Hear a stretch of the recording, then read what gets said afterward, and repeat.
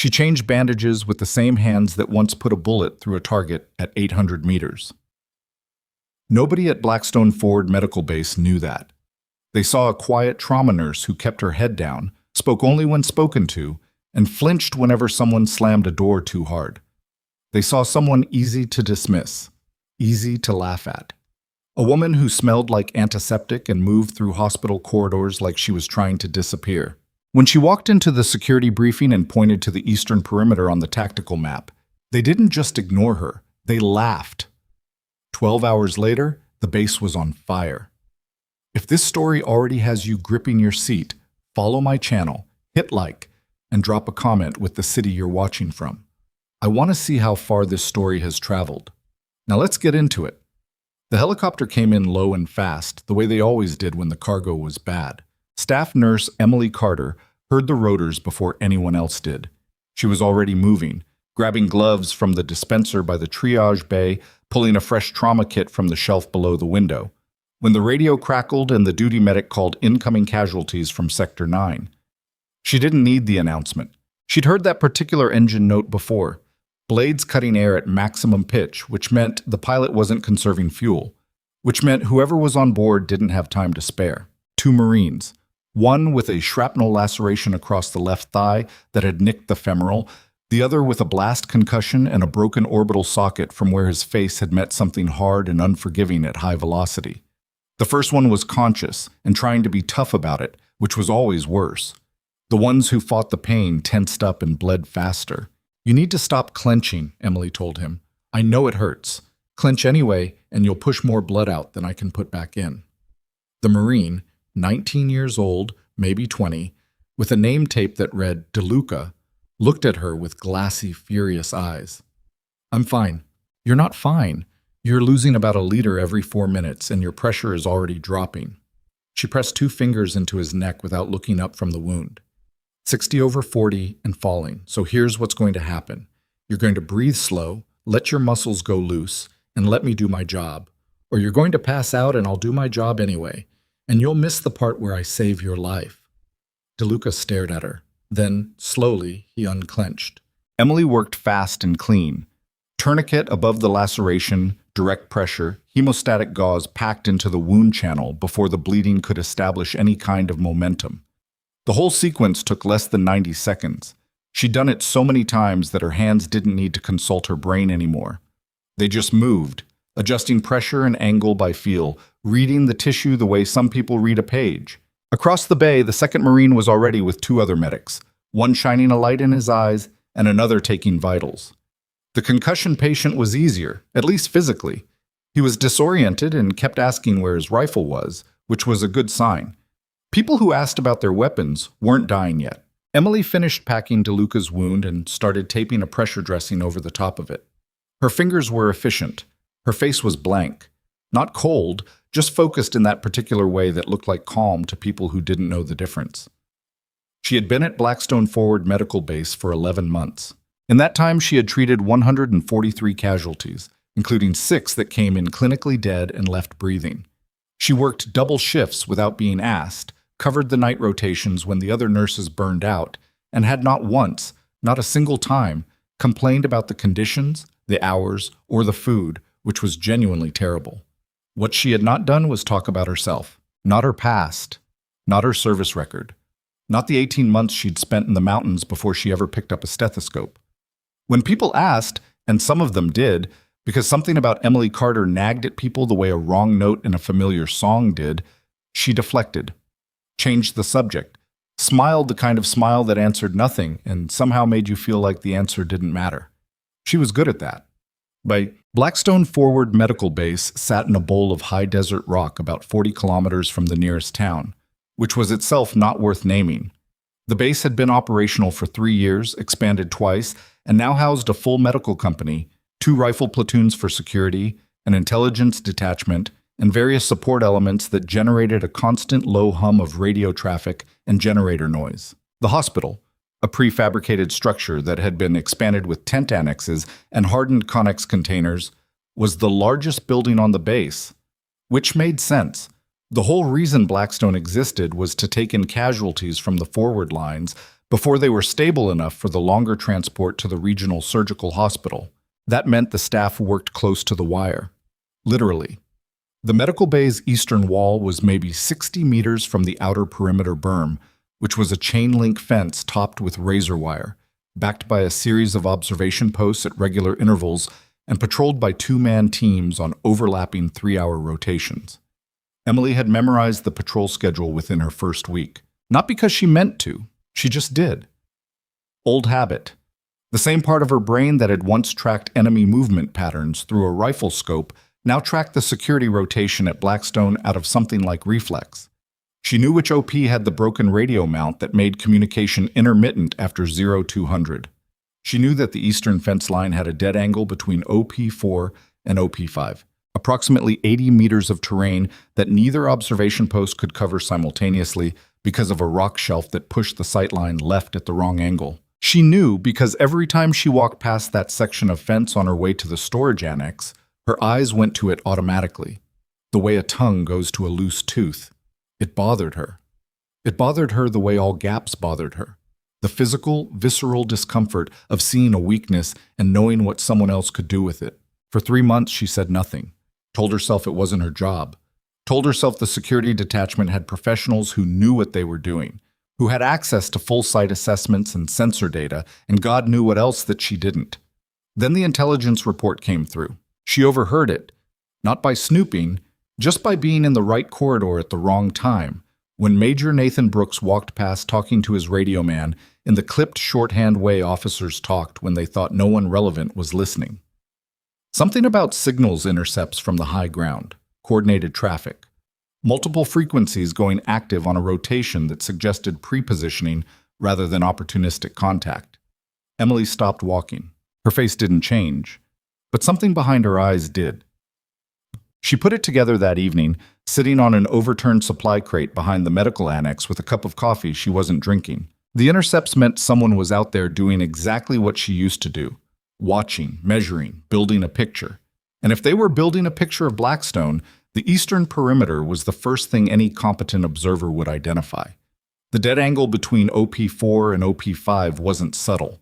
It wasn't some clever tactical vulnerability you needed specialist training to find. It was obvious. An 80-meter gap in coverage backed by nothing but a single strand of razor wire and the assumption that nobody would try it. That assumption was about to get people killed. She knew it with the kind of certainty that doesn't need evidence. The kind that lives in the body instead of the brain. A cold pressure behind the sternum, a sharpening of the peripheral vision, the same particular quality of attention she had once learned to trust above everything else. She went to the security chief the next morning. Chief Warrant Officer Dennis Raleigh had a face like old leather and the disposition of a man who had been doing this job long enough to stop being surprised by anything and start being annoyed by everything. He was at his desk when Emily knocked on the open door of his office, which was a converted storage container with a folding table, 2 mismatched chairs, and a tactical map of the base pinned to the wall. Nurse Carter.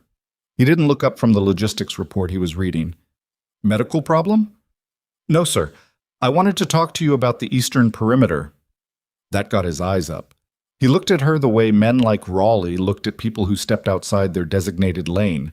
Not quite hostile, not quite amused, somewhere in between that managed to be both. The eastern perimeter, he repeated. Between OP4 and OP5. There's a rock shelf on the exterior side that creates an 80-meter dead zone. Neither post can cover it simultaneously. If someone wanted to move a small element through that gap. I'm familiar with our own perimeter, nurse. I know, I just thought. You thought what? He set down the logistics report. You thought you'd come in here and tell me there's a gap in my security setup? Based on what? Walking to the storage annex? Emily kept her voice even. Based on basic observation, sir, I've been watching the patrol rotation for a few months. The east fence is patrolled on a regular schedule by trained security personnel. He leaned back in his chair. I've got sensor packages, I've got overlapping fields of fire, and I've got people who do this for a living. I appreciate the concern, but I think we're okay. There were signals intercepts from the high ground, multiple frequencies on a rotation. How do you know about that? His voice had a new edge in it. I overheard Major Brooks. I wasn't. You overheard classified radio traffic, and now you're in my office telling me how to do my job. He stood up. Not tall, but solid. The kind of solid that came from years of weight and certainty. Here's what I think, Nurse Carter. I think you work in the hospital. I think you're good at what you do in the hospital. And I think you should go back to the hospital and let me worry about the part of this base that doesn't involve IV bags. Emily looked at him for a moment. Just a moment. Sir, she said, with respect. That dead angle is going to get people hurt. Noted. He picked up his logistics report again. Close the door on your way out. Well, she closed the door.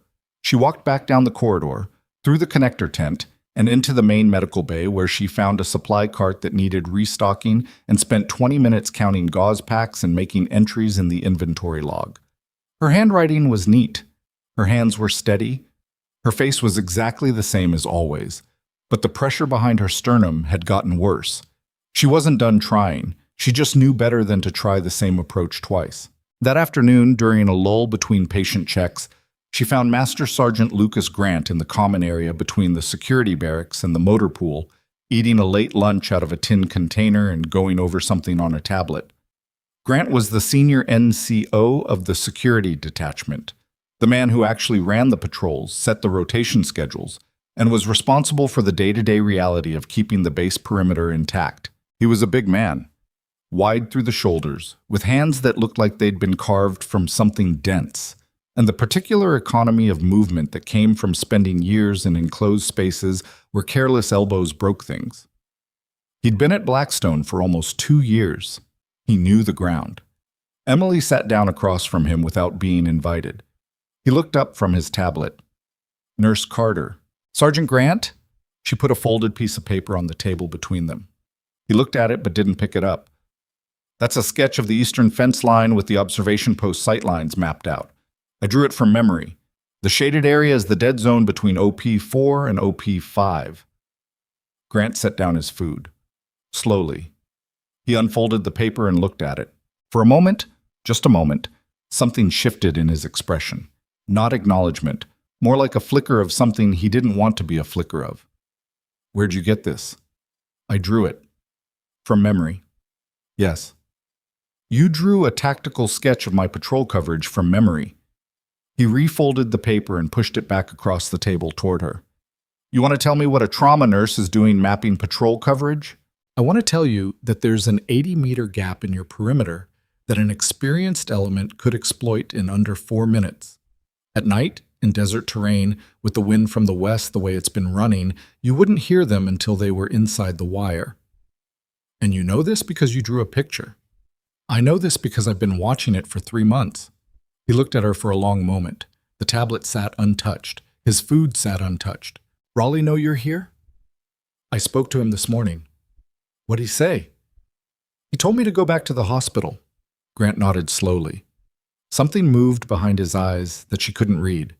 Then he picked up his food again. Nurse Carter. I've been doing security for 11 years. I've done 3 tours of forward base operations. I know my perimeter. He took a bite. But I appreciate you drawing pictures. That night, after her shift ended, Emily sat on the roof of the storage annex, the one spot on the base where you could see the eastern fence line and the dark mass of high ground beyond it without anything in the way. The wind was from the west, exactly what she'd told Grant. The temperature had dropped. Desert cold was a different kind of cold, not wet, not heavy, just precise and absolute, the way a blade was precise. She'd spent enough nights in terrain like this to know the specific quality of the silence, the way sound traveled in certain directions and got swallowed in others, the way ambient light behaved differently in rocky ground versus open sand. She sat with her knees pulled up and her coffee going cold in her hand, and she watched the eastern perimeter. OP4 was showing a light. Dim. Probably someone's phone. She noted it. Light discipline was poor, but it wasn't her problem. OP5 was dark. Good. The dead zone between them was a band of shadow, slightly darker than the surrounding terrain because of the rock shelf cutting the moonlight. 80 meters of nothing. No sensor signature that she knew of. No patrol scheduled until 0230. Which was, she checked her watch, 3 hours and 40 minutes away. 3 hours and 40 minutes of unmonitored ground. She watched it. For a long time, nothing moved. Then something did. It was small. It could have been nothing, a shift in shadow, a trick of the ambient light. But she had spent too many hours behind a scope watching terrain not to know the difference between terrain that was still and terrain that was pretending to be still. She was on her feet before the thought finished forming. Thumb. The radio was in the security operations post, a hardened container near the center of the base with a duty watch at all hours. Emily hit the door at a near jog, breathing controlled but not slow, and the young corporal on duty looked up from his console with the blank expression of someone not expecting visitors at 23:12 hours. I need someone on a radio to OP4 and OP5. Right now. Ma'am, this is a secure... I know what it is. I need those observation posts contacted right now. Tell them to go weapons tight and report anything moving in the dead zone between their positions. The corporal stared at her. I'm a nurse, she said, because apparently that was what this came down to. I know how that sounds. Call them anyway. He called OP4. No response. He tried again. Static. Then a voice, blurry and distant. OP4, send it. And then the radio went to noise. Emily felt the bottom drop out of her stomach. She reached past the corporal and hit the general alert switch on the console before he could stop her. The alarm hadn't even finished its first cycle when the first mortar shell hit. Oh, the sound was different from what most people expected. It wasn't the dramatic movie boom. It was a crack, sharp and concussive, close enough to feel in the chest before you heard it in the ears. The impact was on the vehicle yard, 50 meters east of the medical bay, and the flash lit the entire base for one white, perfect second. Then everything happened at once. The second shell hit closer. Third closer still. They were walking the fire in, which meant there was an observer somewhere with eyes on the base and a radio and enough discipline to correct between impacts. Someone professional. Someone who had taken their time and knew exactly what they were looking at. Emily was already running, not away from the hospital, toward it. Inside the medical bay, the overhead fluorescents were still on, and the 3 on-duty medics were at the windows instead of away from them, which was exactly wrong, which was the first thing she fixed. Get away from the glass. She grabbed the nearest one by the arm, Specialist Tran, 22, fast and capable under normal circumstances. Tran, I need you moving patients from the east side rooms to the central corridor. Anyone on a monitor, you carry the monitor. Anyone who can't move, you get 2 people on the stretcher. Go. What's... Mortar attack. Eastern perimeter's being breached. Move.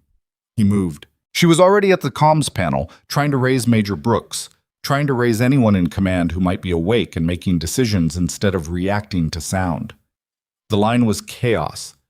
3 overlapping transmissions, someone shouting about the vehicle yard, someone else calling for fire support on the eastern fence that was already too late to stop whatever was coming through it. She found the trauma bay supply cabinet and started pulling things out. Not because she didn't know what was in it, because she knew exactly what was in it, and she needed to know where everything was before things got worse. IV lines, hemostatic packs, airways, chest seals, tourniquets, 2 units of O-negative in the portable cooler. Behind her, she heard the crack of small arms fire. Not mortars now, direct fire. Close. They were through the wire. Ian. Major Nathan Brooks appeared in the doorway of the medical bay with a pistol in his hand and blood on his collar that wasn't his. He'd clearly come from somewhere bad. He was 38 years old, had an operations background, and had the look of a man whose training was fighting hard to stay ahead of his adrenaline. He looked at the organized chaos of Emily moving patients and running logistics and stopped. Nurse Carter. Sir, how many breached? We're still getting... How many? He steadied himself. At least 2 elements. The east fence is down between OP4 and 5. Security is trying to establish a line at the vehicle yard, but they're taking fire. Between OP4 and 5. She closed her eyes for exactly 1 second, then she opened them. The patients in the east side rooms? Tran's moving them. She was already back at the supply cabinet. I need the security element to hold the vehicle yard long enough to keep those people away from this building. If they breach the hospital, I know. Brooks stepped fully into the bay. What do you need? She looked at him. Something about the way he'd asked the question, Not is there anything I can do or just tell me what you need, but the specific operational flat question of someone trying to get an actual answer made her recalibrate him slightly upward. Reinforce the hospital's north entrance. That's the most defensible approach. Lock the east door and barricade it. Those supply crates are dense enough. And get someone who can actually shoot on the roof of this building. Brooks stared at her. Nurse, he said carefully. How do you know? 3 rapid shots from very close. The east wall of the medical bay vibrated. Brooks stopped asking questions. They barricaded the east door. 2 massive steel supply crates, each weighing over 300 kilos, shoved into position by 4 people at a dead run. It wasn't elegant. It would hold. The patients were in the central corridor. All of them, including DeLuca from that morning with his freshly packed thigh wound, propped against the wall with his eyes clearer now and his expression tight with something that wasn't quite fear. He was watching Emily move back and forth, watching her hands, watching her face, processing something he hadn't expected. Nurse Carter, she glanced at him, kept moving. You were right, he said, about the east fence. You told them. Yeah, they didn't listen. No. He was quiet for a moment. Then, what are you going to do? She paused at the door to the equipment room. The sounds outside were getting closer. Direct fire, close range, the kind that came from people who had already passed through the outer defense and were working their way through the base compound in pairs. Organized. Disciplined. Not a mob. A trained element running a deliberate assault, which meant they had a plan and they were executing it. She thought about the rifle she'd seen on the ground near the vehicle yard entrance when she'd been running back. Dark, dust-covered, lying beside a Marine who had not been moving. She'd seen it, noted it, filed it away. She thought about the last time she'd picked up a weapon, the weight of it, the way the world narrowed to a single point. I don't know yet, she told DeLuca. She did know. She just hadn't decided to say it out loud yet. From somewhere on the east side of the compound, a voice she recognized, rough, deep, used to giving orders, cut through the chaos on the radio. Sergeant Grant, somewhere in the vehicle yard, calling coordinates for a defensive position. His voice was under control, but it was tight, the kind of tight that meant the position was failing. Emily walked to the window on the north side of the bay, the one that looked out over the approach to the vehicle yard. She could see Grant's position from here. 2 soldiers behind a sandbag wall, one of them firing in controlled bursts, the other, Grant, with a radio pressed to his ear and blood coming from somewhere below his vest. Not arterial, but heavy enough. He'd been hit. He was still in the fight, but not for long if nobody stopped the blood. The attacking element was pressing from the east, working around the vehicle cover, and they were going to flank that sandbag position in approximately 4 minutes. Maybe 3. Grant's 2 soldiers couldn't hold it. Emily counted the fighters she could see. 4 visible. Moving well. Covering each other. She counted the rifles her side had in that position. 2 effective, 1 possibly compromised. She counted the distance between the fallen Marine and the vehicle yard entrance. She counted the patients behind her in the corridor. All of it in about 6 seconds, the way you counted it when you'd trained yourself to count it, and then spent years trying to forget how. She left the window. In the equipment room at the back of the medical bay, she opened the storage locker that held emergency personal protection gear, helmets, vests, the kind of basic kit they kept around because sometimes the hospital itself became a threat environment. She pulled on a vest, checked the straps. Her hands moved automatically, finding the adjustment points by feel. Then she walked to the east door, not the barricaded one, the secondary access, a side door half hidden behind a supply shelf that opened onto a covered passage running parallel to the outer wall of the medical bay. She'd found it in her second week here. She knew exactly where it led. Specialist Tran appeared behind her. Where are you going? She looked back at the corridor where the patients were waiting, quiet and scared and alive, because she and Tran and 2 other medics had gotten them there. Keep them calm, she said. Keep the east barricade in place. If I'm not back in 12 minutes, get everyone to the administration building. That's the most hardened structure on the base. Don't use the east corridor. Go north. Nurse Carter.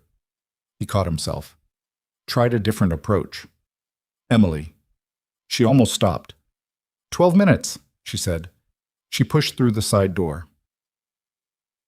The covered passage smelled like diesel and dust and the particular sharpness of fresh gunpowder, which meant the fighting had been closer than she'd realized. It ran about 30 meters and opened onto a gap between two Conex containers that gave her a partial view of the vehicle yard. She could hear Grant before she could see him, barking coordinates into the radio. Controlled, getting shorter between transmissions. She moved fast and low along the containers, using the cover the way she used to use terrain, always at an angle, never straight, checking corners before she committed to them. The habits were immediate and total. 11 months of civilian thinking fell away in about 30 seconds. She didn't feel it happening. She just noticed, somewhere in the background of her attention, that she was moving differently.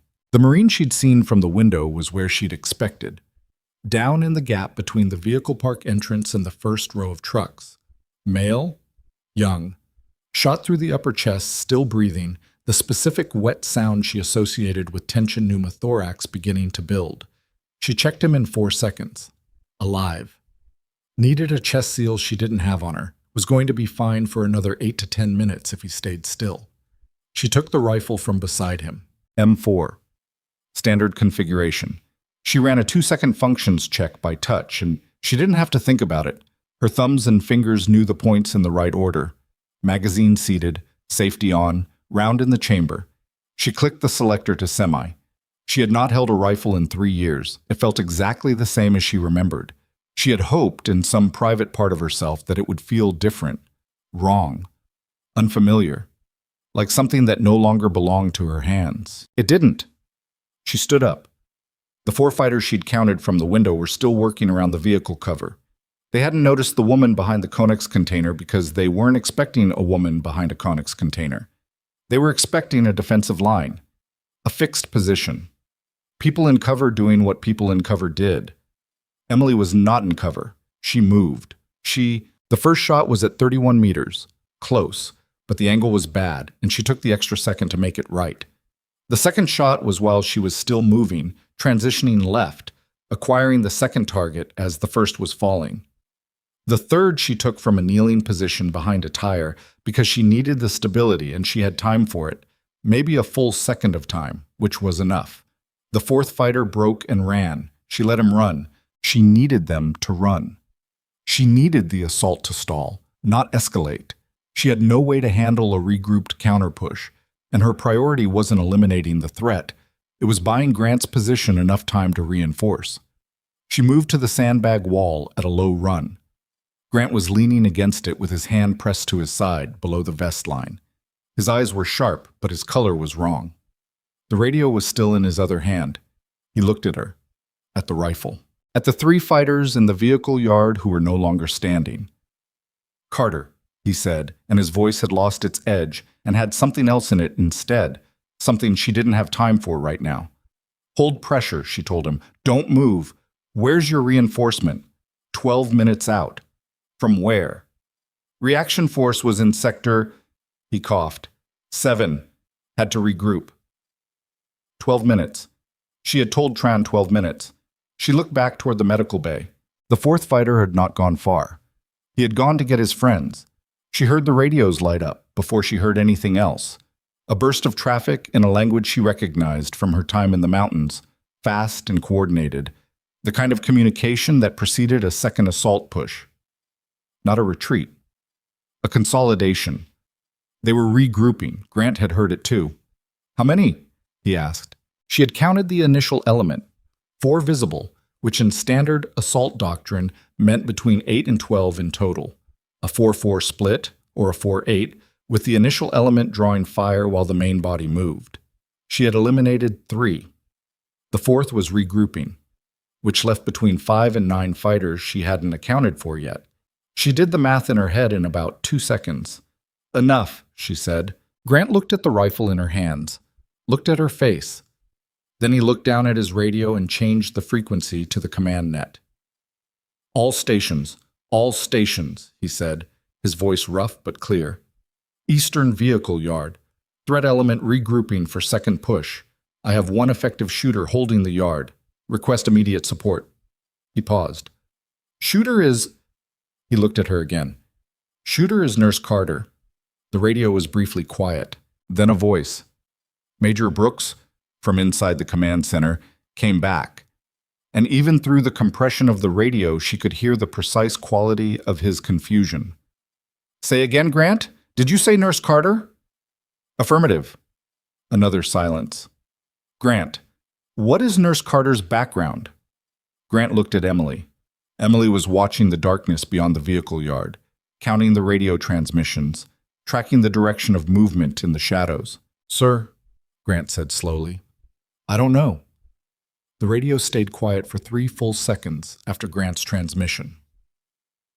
3 seconds on a command net during an active assault was a long time. It meant the person on the other end wasn't reaching for a response.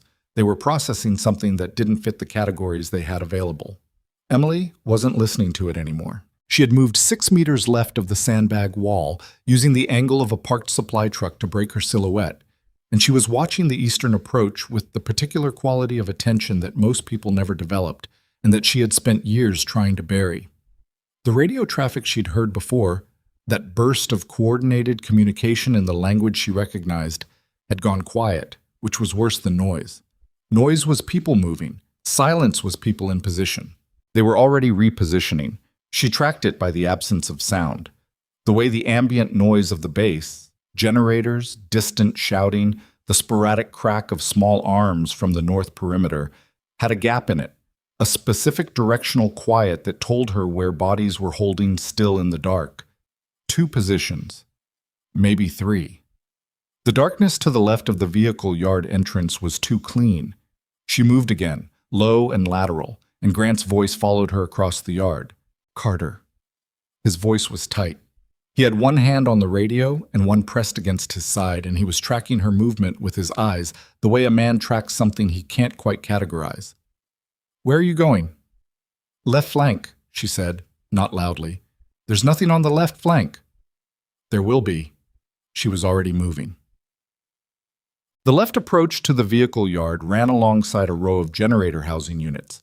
Heavy, steel-framed, about chest height, set in a line that created a natural channel any assault element would use because the channel offered cover and a direct approach to the yard's blind side.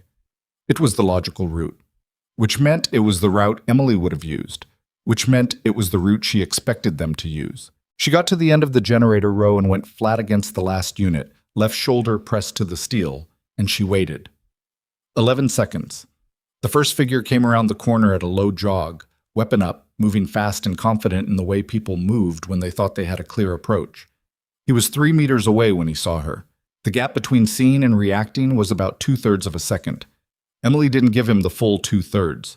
She had him down and was already acquiring the second figure, who had heard the shot and was pivoting, bringing his weapon around, when the sound of the first shot was still expanding outward through the cold desert air. The second shot came before the pivot was complete. The third was at the figure in the back who had frozen for just a moment too long, which was a human reaction and an understandable one, but it cost him. She exhaled. Her hands were completely steady. That was the thing she'd never been able to explain to anyone who hadn't done it. The stillness. Not the absence of fear, which was different and would be lying to describe. But the way the physical system locked in, the way breathing and muscle tension and the fine motor loop of aim-hold fire simply became automatic and clean when everything else was chaos. She didn't like it. She had never liked it. But it was there the same way her heartbeat was there. And she'd stopped pretending otherwise somewhere around her 3rd deployment in the mountains. She checked her ammunition count without looking away from the approach. Low. She was working with what the fallen Marine had been carrying, which wasn't a full combat load. He'd already been in a firefight. She had maybe 8-9 rounds left, not enough for a sustained engagement if the remaining element regrouped and pushed again. She needed the reinforcement that Grant had called for. She needed it about 6 minutes ago. She got back to the sandbag wall and found Grant on one knee, which was worse than sitting. It meant he was trying to stay mobile but couldn't fully stand. The blood had soaked through his hand and was darkening the desert sand in a slow, steady way. "How many left?" he asked. "I got 3 on the left flank. Still have an unknown number in the eastern approach." She knelt beside him, pulled off her vest, and used the edge of it to add pressure to his wound without breaking the seal his hand was maintaining. "Keep pressing. Don't ease off when it hurts more." It doesn't. It will. She looked at his face. His color was worse. The particular grayness that came from sustained blood loss, not catastrophic loss. He had time, but not unlimited time. You need to hold position and stay on the radio. The moment your reaction force arrives, you tell them there are still active shooters in the eastern approach. Don't let them come in fast and careless. You're giving me orders. Someone has to. He looked at her for a moment. Not angry. Something more complicated than angry. Who are you? He asked. She didn't answer that. She took stock of the vehicle yard. 2 soldiers still up and functional, both watching her with expressions she didn't have time to interpret. The yard itself was a mess. 3 vehicles with visible damage, one on fire at the far end, producing a column of black smoke that would be visible from any high ground. Useful for the base, possibly. The smoke would obscure sightlines. Also a navigation marker for anyone trying to reorient in the dark. You too, she said to the soldiers. What's your ammunition situation? The first one, a corporal, young, hands not quite steady but eyes tracking well, checked without being told twice. 2 mags, maybe 40 rounds. The second, 1 full mag, 1 partial. She added it up. Between the 3 of them, counting what she had left, maybe 90 rounds total, against an unknown remaining force that had already demonstrated discipline and coordination. Okay. She looked at the approach angles, the cover available, the fire lines. Here's what we're doing.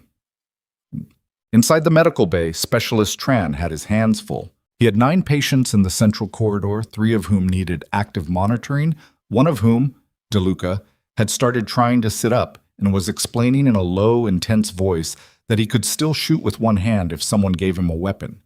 The other 2 medics were doing their jobs, but the sounds from outside, the shots, the shouts, the occasional thud of something heavy hitting something else, were doing things to the room's atmosphere that no amount of calm professional behavior could fully counteract. Tron was 22 years old and had been a medic for 14 months. He was good.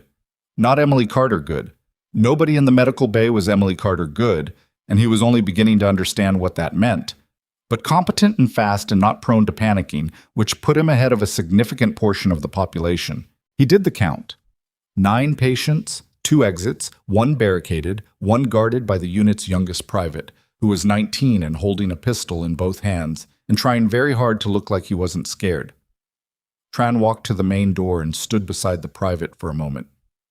You okay? Yes, Specialist. Your grip's too tight. Loosen your fingers a little. The private loosened his grip. Nurse Carter coming back? He asked. Tran looked at the door. The side door that Emily had gone through. It was still closed, still dark beyond the glass panel set into it. The sounds from the vehicle yard had changed. Less volume, different pattern.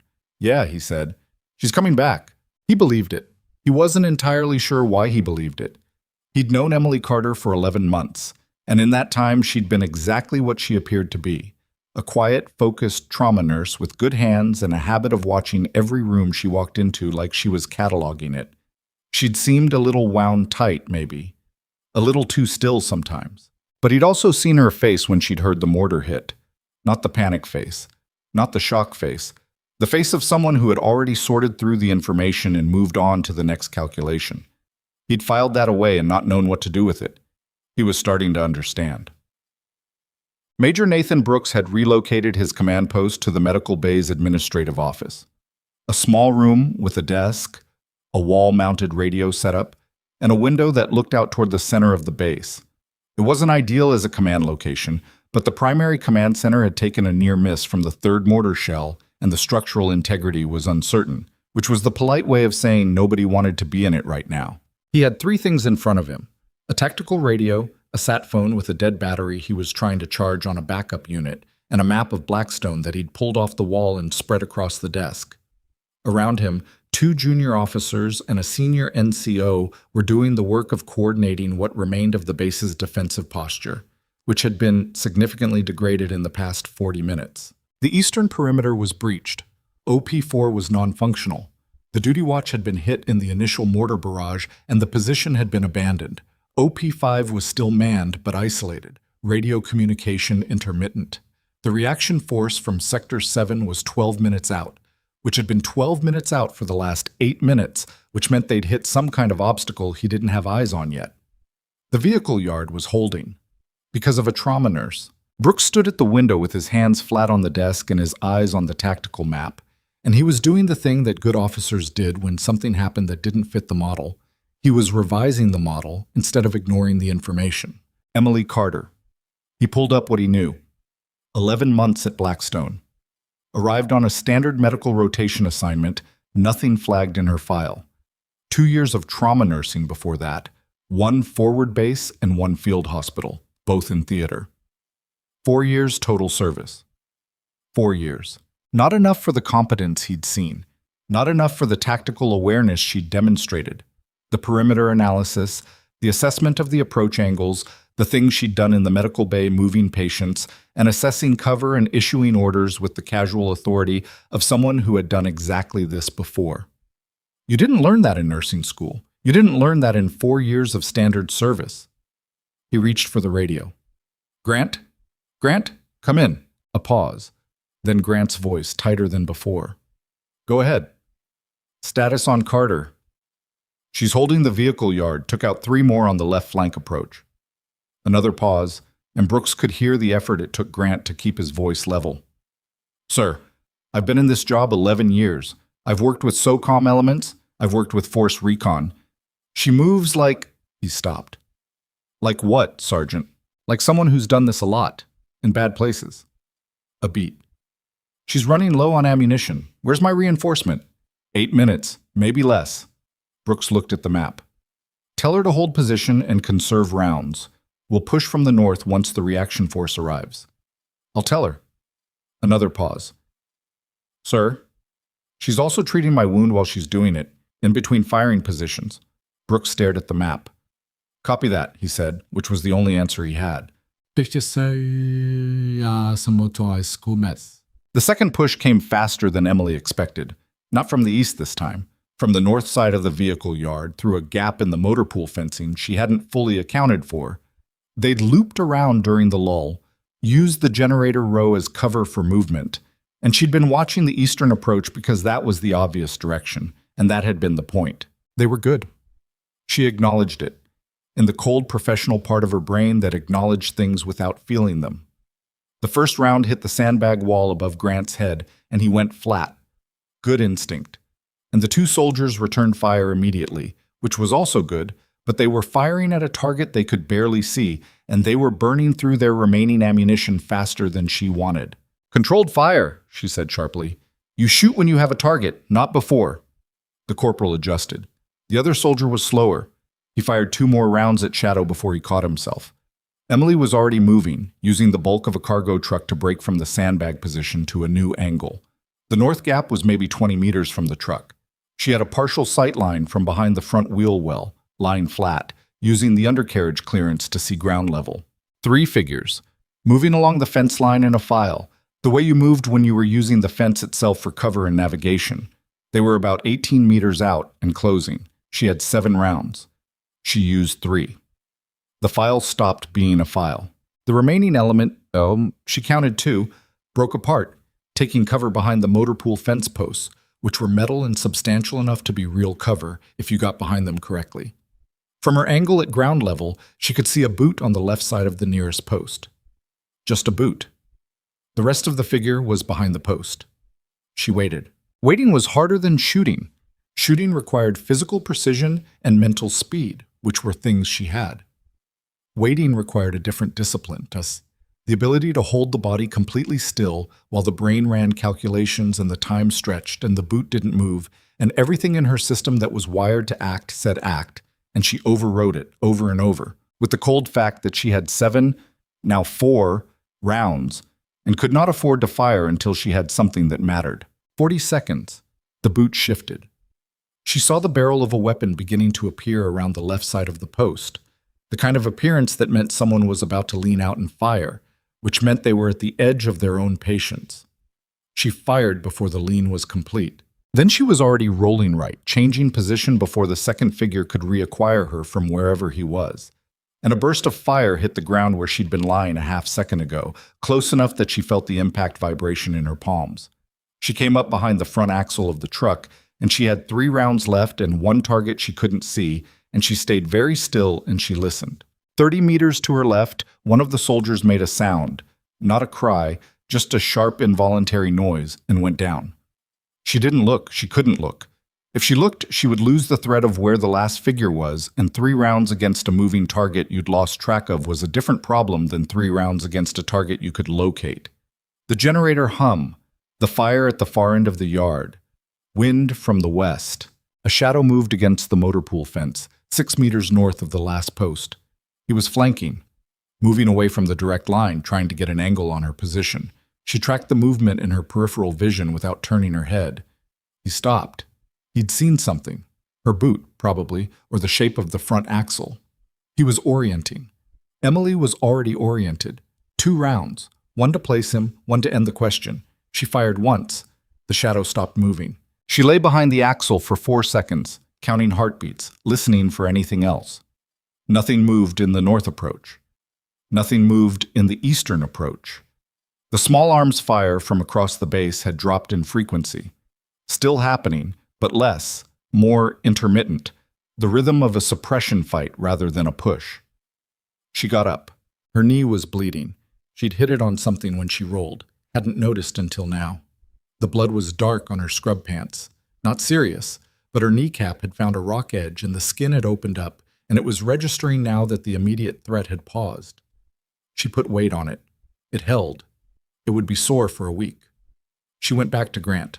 He was still conscious, still pressing his hand to his side, but his head was down and his shoulders had the particular forward sag of someone fighting to stay upright against a body that was voting for the opposite. "Still with me?" she asked. "Still with you." He raised his head. His eyes were sharp, but the gray in his face had deepened. "I heard 5 shots." "Yes." "From this yard, this position, with whatever the Marine was carrying. How many rounds did you start with?" She thought about it. "Somewhere around 30, 32. He looked at the approach angles, at the bodies she'd left in the motor pool area, in the generator channel, in the vehicle yard entrance. "How many total?" he asked. She knew the number. She didn't feel good about knowing it. She never had. "Enough," she said, same as before. Grant looked at her with that expression again, the one she didn't have time for but kept encountering anyway. Something between respect and something older and harder to name. The look of a man who was recalibrating everything he'd concluded about another person and finding the distance between his conclusion and the truth to be significant. "Your warning," he said. "This morning, in the common area." He paused. "I should have listened to you." "You should have," she agreed. "We can talk about it later. The sketch you drew." He was speaking slowly now, carefully, the way people spoke when they were tracking 2 things at once, the conversation and the effort of staying conscious. The patrol sight lines, the dead zones. Nobody draws a tactical sketch of an unknown base from memory after 3 months unless what? He met her eyes.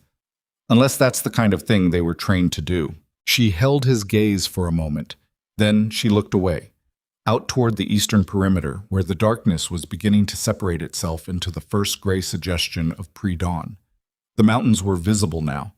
Just the ridgeline, black against slightly less black sky.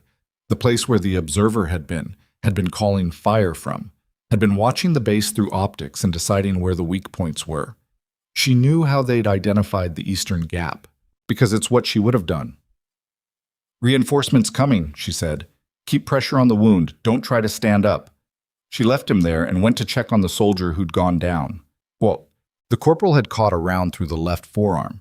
Not the main bone, from the way his hand was still functional, but the bleeding was significant, and the arm was wrong in the way arms got wrong when something structural had been disrupted. He was sitting up, pale, holding his own arm against his chest with the focused expression of someone who had decided that pain was information and not a reason to stop. "You're okay," Emily told him.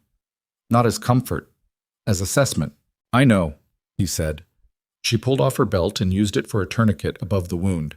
Not ideal, not as effective as the purpose-built ones in the medical kit she'd left in the hospital, but it would hold until she could get him inside. She tightened it enough to reduce the bleeding to a manageable seep and tied it off. Keep it above your heart. Don't loosen it for any reason. Understand? Yes. What's your name? Reyes. Corporal Reyes. Reyes. You did okay tonight. He looked at her. His face was too young for the expression on it, the particular combination of exhaustion and hard knowledge that combat put there, and that never entirely went away once it had landed. You did better, he said. She didn't answer that. From the north end of the base, the sound of vehicles changed. The specific engine signature of the reaction force that had been 12 minutes out for too long finally becoming the sound of something arriving. Headlights, briefly, before someone had the sense to cut them. Voices on the radio going active. The command net coming back to life with the organized chaos of a force trying to integrate into a situation mid-fight. She stood up and looked toward the entry point. Oh, Major Brooks came out of the medical bay at a run, which she hadn't expected. She'd expected him to stay at the command post and coordinate by radio. Instead, he was on foot, heading for the vehicle yard with 2 armed soldiers behind him, and he slowed to a fast walk when he saw Emily standing in the middle of the yard with an empty rifle and a bleeding knee and 11 people's worth of chaos organized around her. He stopped about 4 feet away. He looked at the yard, at Grant, at Reyes, at the 3 bodies in the eastern approach, and the figures in the motor pool area and the generator channel. He looked at it all with the careful, methodical attention of a man accounting for what had happened and who had done it. Then he looked at her. Carter? Sir? Grant's wound needs attention. I know. I need to get him inside. I'd also recommend a sweep of the eastern fence line before anyone declares the approach clear. The main element is down, but there may be a spotter or a straggler somewhere in the high ground to the east who called the mortar fire. Brooks stared at her. She realized she'd just told a senior officer what his tactical priorities should be. Again. She was doing it again. Sorry, she said. That's not my... No. He held up a hand. You're right. He turned to one of the soldiers behind him. Get 2 people on the eastern fence line. Eyes on the high ground. Report anything moving. He turned back to Emily. Medically, what do you need right now? She ran the triage in her head. Grant, blood loss, needs internal assessment. Reyes, tourniquet in place, needs surgical evaluation of the arm. The fallen Marine from the vehicle entrance, tension pneumothorax developing, needed a chest seal 9 minutes ago and was still breathing, which was either lucky or she'd miscounted the timing. DeLuca and the other patients in the corridor, stable, but the stress environment wasn't good for anyone with fresh wounds. Chest seal the Marine by the entrance, she said. Then I need Grant inside and on fluids. The rest I can manage. What about you? She looked down at her knee. The scrub pants were stiff with dried blood. Her hands were also covered in it. Grant's, Reyes, from the Marine by the entrance, she'd stopped being able to track whose was whose. I'm functional, she said. That's not what I know what you asked. She looked at him steadily. I'm functional. That's the honest answer. Brooks held her gaze for a moment. Something moved in his expression that she couldn't read and didn't try to. Okay, he said. Let's get your people inside. Her people. She noticed the phrase and set it aside. The reaction force secured the base perimeter in the next 40 minutes. 12 soldiers, 2 vehicles, a lieutenant who was 26 and extremely competent, and who arrived to find the eastern vehicle yard held by a trauma nurse with an empty rifle and an expression that didn't require explanation. He asked Emily 2 questions. Where had the assault element entered, and where had she last seen movement? She answered both with enough specificity that he stopped asking questions and started giving orders to his team, which was the right response. The sweep of the high ground east of the base found a single position, a prepared firing site, recently occupied, fire rings scratched in the rock for stabilizing a radio setup, brass from a position used as an observation point over several hours. Whoever had been there was gone. Had been gone for a while, probably. Left as soon as the assault went wrong. The morning came in gray and cold, the way desert mornings always did, and Blackstone Forward Medical Base looked like a place that had survived something it hadn't been fully prepared to survive. Emily was in the medical bay for the next 3 hours straight. She worked through it the way she always worked through it, methodically, with the system she'd built over years of forward medical work, starting with the highest acuity and working down. The Marine from the entrance had his chest seal, and his breathing evened out within minutes, which was one of the best sounds she knew. Grant went on fluids and pain management and was going to need a surgical evacuation before noon because what she couldn't assess without imaging was what the round had done to the internal tissue. Reyes was stabilized. DeLuca's thigh wound had held through everything, which was either good packing work or stubbornness on DeLuca's part, and possibly both. She worked without stopping, without talking unless she needed to, without processing anything that had happened in the previous 4 hours, because the previous 4 hours would need to be processed at some point. But this was not that point. This point was Grant's fluid line and Reyes's arm dressing and the inventory count and the medevac requests that needed to go up through channels with accurate patient data attached. Specialist Tron worked beside her and said almost nothing. He was smart enough to understand that silence was the right register for the moment, and he matched her pace without being asked. At some point, 6:40, she thought, though she hadn't been watching the clock, she looked up from the inventory log and found that the medical bay was quiet in the specific way it got when the immediate crisis had passed, and the remaining work was the careful, unglamorous maintenance of keeping people alive until better help arrived. She sat down on a supply crate. Her knee had stiffened while she worked. The scrub pants had dried to it. She pulled the fabric away carefully, assessed the laceration, not deep, would need closure strips, not sutures, and made a note to deal with it later. DeLuca was watching her from 3 meters away. He'd refused to be moved to a ward bed and was still in the corridor, back against the wall, leg extended. His color was better. His eyes were clear. "You gonna tell them?" he asked. She looked at him. "Who you are," he said. "What you actually are." She looked away. "I'm a nurse," she said. "Nurse Carter." His voice was careful, not unkind. "I've been in this unit for 2 years. I've seen trained shooters work. I've seen force guys work." "You work like a force guy." He paused. "Who were you before?" The question sat in the air between them. She thought about a mountain, a different country, a different year, a scope and a wind reading and a target that the intelligence briefing had said needed to be removed from the equation, which was the language they used when they wanted the thing done without having to say what the thing was.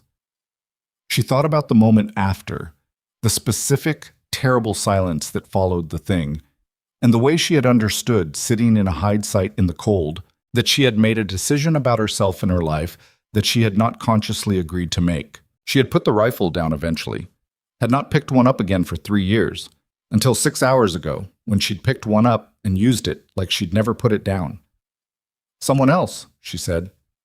DeLuca nodded slowly. He didn't push. She appreciated that. Major Brooks found her at 0720, sitting outside the medical bay on the supply crate she'd been on months ago when the signal intercepts had first started bothering her. The coffee was new. Tran had made a pot, a small, absurd act of normalcy that she'd been pathetically grateful for. She was holding the cup in both hands and watching the eastern fence line in the morning light. It looked like nothing, just wire and rock and a pale sky above the mountains. Brooks sat down on a second crate without being invited. For a moment he said nothing. "The medevac is confirmed," he said finally. "Grant and the Marine from the entrance are first priority. Reyes on the second lift." He paused. "The lieutenant from the reaction force submitted his preliminary report. He listed you as the primary defensive action in the vehicle yard. There were other soldiers. They said you held the yard. Their words." He looked at her.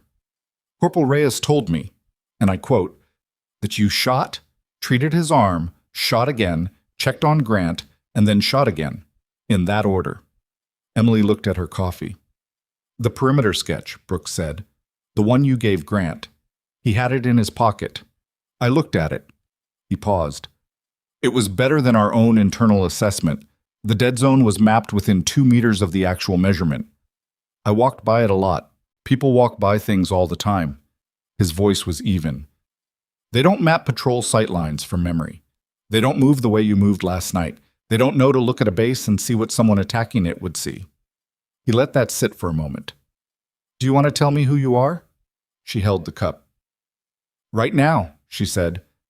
"I'm the nurse who needs to do a wound check on 6 patients before the first medevac lift." "Carter." "Sir." She met his eyes. I'm not trying to be difficult. What I was before doesn't change what happened last night. The perimeter gap existed. They came through it. The patients are alive. That's the whole story. Brooks looked at her for a long time. Someone in this command is going to pull your full service record, he said quietly. Not me, maybe, but someone. After what happened last night, someone is going to want to know. She held his gaze. I know. Is there anything in that record I should know about before they do? She thought about the mountains again. The hide site, the cold, the particular weight of the rifle, the long list of things that were in that record. Yes, she said. Brooks waited. She stood up, picked up the empty coffee cup. But not yet, she said. Right now I have patience. She went inside. Brooks sat on the supply crate and looked at the eastern fence line and the mountains beyond it, pale and enormous in the morning light. And he thought about the gap between what he knew and what he didn't know, which had been significant before last night and was now something considerably larger. He thought about a nurse who drew tactical sketches from memory, who read assault approaches like someone who had designed them, who had held a vehicle yard alone in the dark against a trained element, and then gone back inside to treat the people she'd been protecting. He sat there for a while, in the cold desert morning, with the generators humming and the base slowly coming back to itself around him, and he did not come to any conclusions because he didn't have enough information yet. But he thought that whatever was in Emily Carter's service record, it was going to change the way he understood the previous 11 months. And then it was going to change quite a few other things. The medevac helicopters came in at 0847. Emily was on the landing pad when they touched down. Not because she needed to be, Tran could have supervised the transfer, but because she didn't fully trust handoffs she hadn't seen herself. It wasn't a judgment about Tran. It was a reflex she'd stopped apologizing 4 years ago. She stood at the edge of the pad with the rotor wash pulling at her scrubs and her hair, watching the litter teams load Grant and the Marine, whose name she'd finally learned was Kowalski, PFC Kowalski, 21, from somewhere flat in the middle of the country.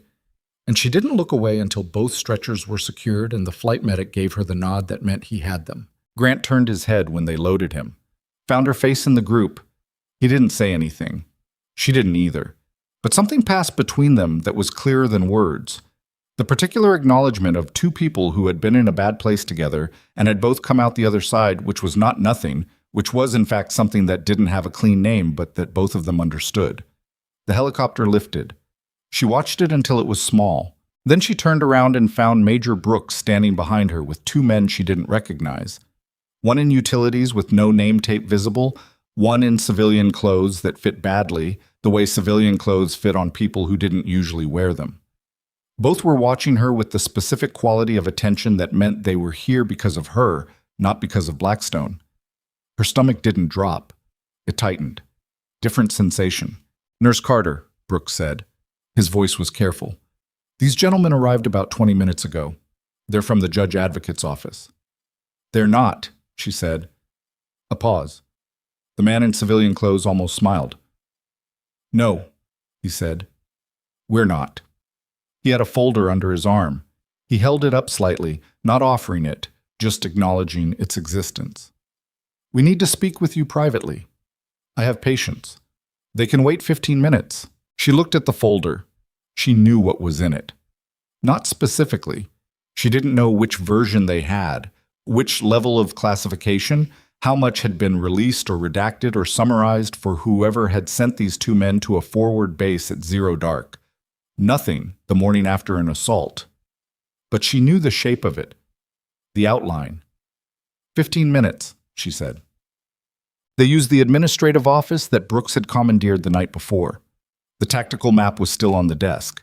The two men arranged themselves on one side of it, standing, which was a choice, a way of taking up space and framing the conversation. And Emily sat in the chair across from them because she wasn't going to stand for a performance she hadn't agreed to. The civilian clothes man opened the folder. Staff Sergeant Emily Ruth Carter, he said. Army Combat Medic, qualified. Also, Special Forces Assessment and Selection, completed. Scout Sniper Course, Fort Benning, completed. Tier 2 selection, completed. He looked up. Deployed twice to classified theater operations in a designated special reconnaissance capacity. 41 confirmed long-range engagements over 18 months, multiple Valor citations, all classified. Separated from that assignment at your own request after... He paused, looked at a specific line on the page. After an incident in the Eastern Mountain Corridor that is annotated as a legal review, subsequently closed, no adverse finding. The room was quiet. Brooks, who had positioned himself near the door, was very still. Emily looked at the folder. "So you pulled it," she said. "We pulled it last night, about 40 minutes after your name came up on the vehicle yard report." The man in utilities spoke for the first time. Older voice, precise. "You've been here 11 months as a trauma nurse. Staff nurse Emily Carter. Your special operations record was compartmentalized at TS/SCI and wasn't connected to your nursing rotation assignment because the administrative systems don't cross-reference at that level."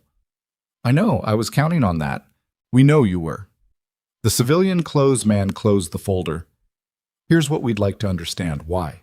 She looked at him. "Why what?" "Why the transfer? Why the cover? Why nursing, of all things?" She said nothing for a moment. "I wanted to stop killing people," she said. "Nursing was the logical opposite." Another quiet. "The incident in the Eastern Mountain Corridor," Brooks said from the door. His voice was careful, like he was approaching something that might move suddenly. "The legal review." "Was closed," she said. "No adverse finding. You said so yourself. What happened?" She looked at the tactical map on the desk. The topographic lines, the elevation marks, the color-coded sectors. She'd looked at hundreds of maps like this one. They all eventually started to look like the same place. "I had a target," she'd said. "The intelligence package said what it said. I was in position, conditions were right, I took the shot." She paused. "The intelligence package was wrong." No one spoke. "The adverse finding was closed," she said again, "because the error was in the intelligence, not in the execution. I did exactly what I was tasked to do, exactly as I was trained to do it. The review confirmed that." She looked up. "I still couldn't pick up the rifle after. That part wasn't in the report." Brooks moved away from the door. He sat down on the edge of the desk, which was something she hadn't expected. It changed the geometry of the room, put him beside her instead of opposite. "And last night," he said quietly, "last night I didn't have a choice." "You always have a choice." "No." She met his eyes. "You think you always have a choice. And then you're standing in a vehicle yard with 1 rifle and 9 patients behind you, and the math is very simple, and you stop having a choice." She looked at the folder. "The people in this building were going to die if someone didn't do what I did. That's not dramatic. That's arithmetic." The man in civilian clothes was watching her. "Staff Sergeant Carter, Nurse Carter." He paused, accepted the correction. "Nurse Carter, we're not here to cause you a problem. Your record is exceptional. The legal review was closed and the finding was clean. What happened last night," he gestured at the folder, "is going to require a report, obviously, a significant one. But nothing in your background makes that report complicated." He paused. "What makes it complicated is Colonel Hayes." She went still. "What about Colonel Hayes?" The two men exchanged a look. "Colonel Richard Hayes," the man in utilities said, "Base Commander, Blackstone Forward Medical Base, currently in transit from regional headquarters. He's been informed of the attack and the casualty report." Another pause. "He's also been informed of your role in the defense, and he's not responding the way we'd anticipated." "What does that mean?" "It means," the civilian clothes man said carefully, "that he's arriving this afternoon, and that when he reviewed your file, the first thing he said was..." He checked his notes. "That woman has no business being anywhere near a weapon, and I want to know who authorized it." Emily looked at him. "Nobody authorized it," she said. "That's the problem." The base had the particular atmosphere of a place that had survived a bad night and hadn't yet decided how to feel about it. The generators were running. The damage to the vehicle yard was being assessed. 2 trucks, total losses, 1 repairable, the motor pool fence needing full replacement. The body count from the assault element had been finalized at 11, which was higher than Emily's estimate from the yard, which meant there had been additional fighters she hadn't engaged directly, and the reaction force had handled on their sweep. 11. She didn't dwell on her specific contribution to that number. She never had. Dwelling was the thing that made the number become a weight you carried everywhere instead of a fact that sat in the past where facts were supposed to sit. She did her wound checks. She updated patient records. She ate something, crackers from the supply cabinet, the first food since the previous afternoon, and drank more coffee and told Tron to go sleep for 6 hours because he'd been awake for 22, and she didn't need him making mistakes on tired. He went, but not before looking at her with the expression he'd been wearing since the vehicle yard. "You should sleep too," he said. Later. "Emily," he said her name deliberately. "You're allowed to be a person, even today." She almost said something sharp, stopped herself. "Go sleep," she said instead. He went. She was alone in the medical bay for about 40 minutes, which was the longest she'd been alone since the attack began. She used the time to inventory, to chart, to do the 10 small maintenance tasks that kept a forward medical bay functional, and that nobody did if she didn't do them. Useful, specific work. The kind her hands could do while her brain ran quietly in the background on whatever it needed to run on. What it ran on, mostly, was Hayes. She knew the name. Had known it before either of the men from the folder had said it. Colonel Richard Hayes had been the commanding officer at FOB Marechal, which was where Emily had been posted for the first of her 2 special operations assignments. He'd been a lieutenant colonel then, operations-focused, ambitious, with the kind of certainty that came from never having had a plan go wrong badly enough to force a revision. He had not liked her, the specific version of not liking that some men developed for women who were better at things men considered theirs. He'd found reasons to exclude her from briefings, to question her shot reports, to route her evaluations through an additional review layer that her male counterparts didn't have. None of it had been directly actionable. He was too careful for that. It was the accumulated weight of 100 small decisions, each individually defensible, each individually wrong. She had transferred out of FOB Marechal after 8 months. The Eastern Mountain Corridor incident had happened on her second assignment. Different command, different country, different year. Hayes had not been there. He had, however, been one of the reviewing officers on the legal board. She remembered his voice during the inquiry, clipped, precise, asking questions that were technically within scope, but angled in a way that implied conclusions the evidence didn't support. The board had cleared her anyway. The evidence was clear. Hayes had submitted a dissenting note. It had not changed the outcome. It had not been forgotten. She set down the inventory clipboard. Outside, she heard vehicles. Colonel Richard Hayes was 54 years old and still moved like someone who needed everyone in the room to know it. He came through the gate of Blackstone Forward Medical Base at 13:40 hours in a command vehicle with 2 staff officers behind him. And the base straightened itself in that involuntary way bases always did when the CO arrived, not out of genuine readiness, just the reflex of institutional gravity. Emily heard the announcement on the base radio network from the medical bay.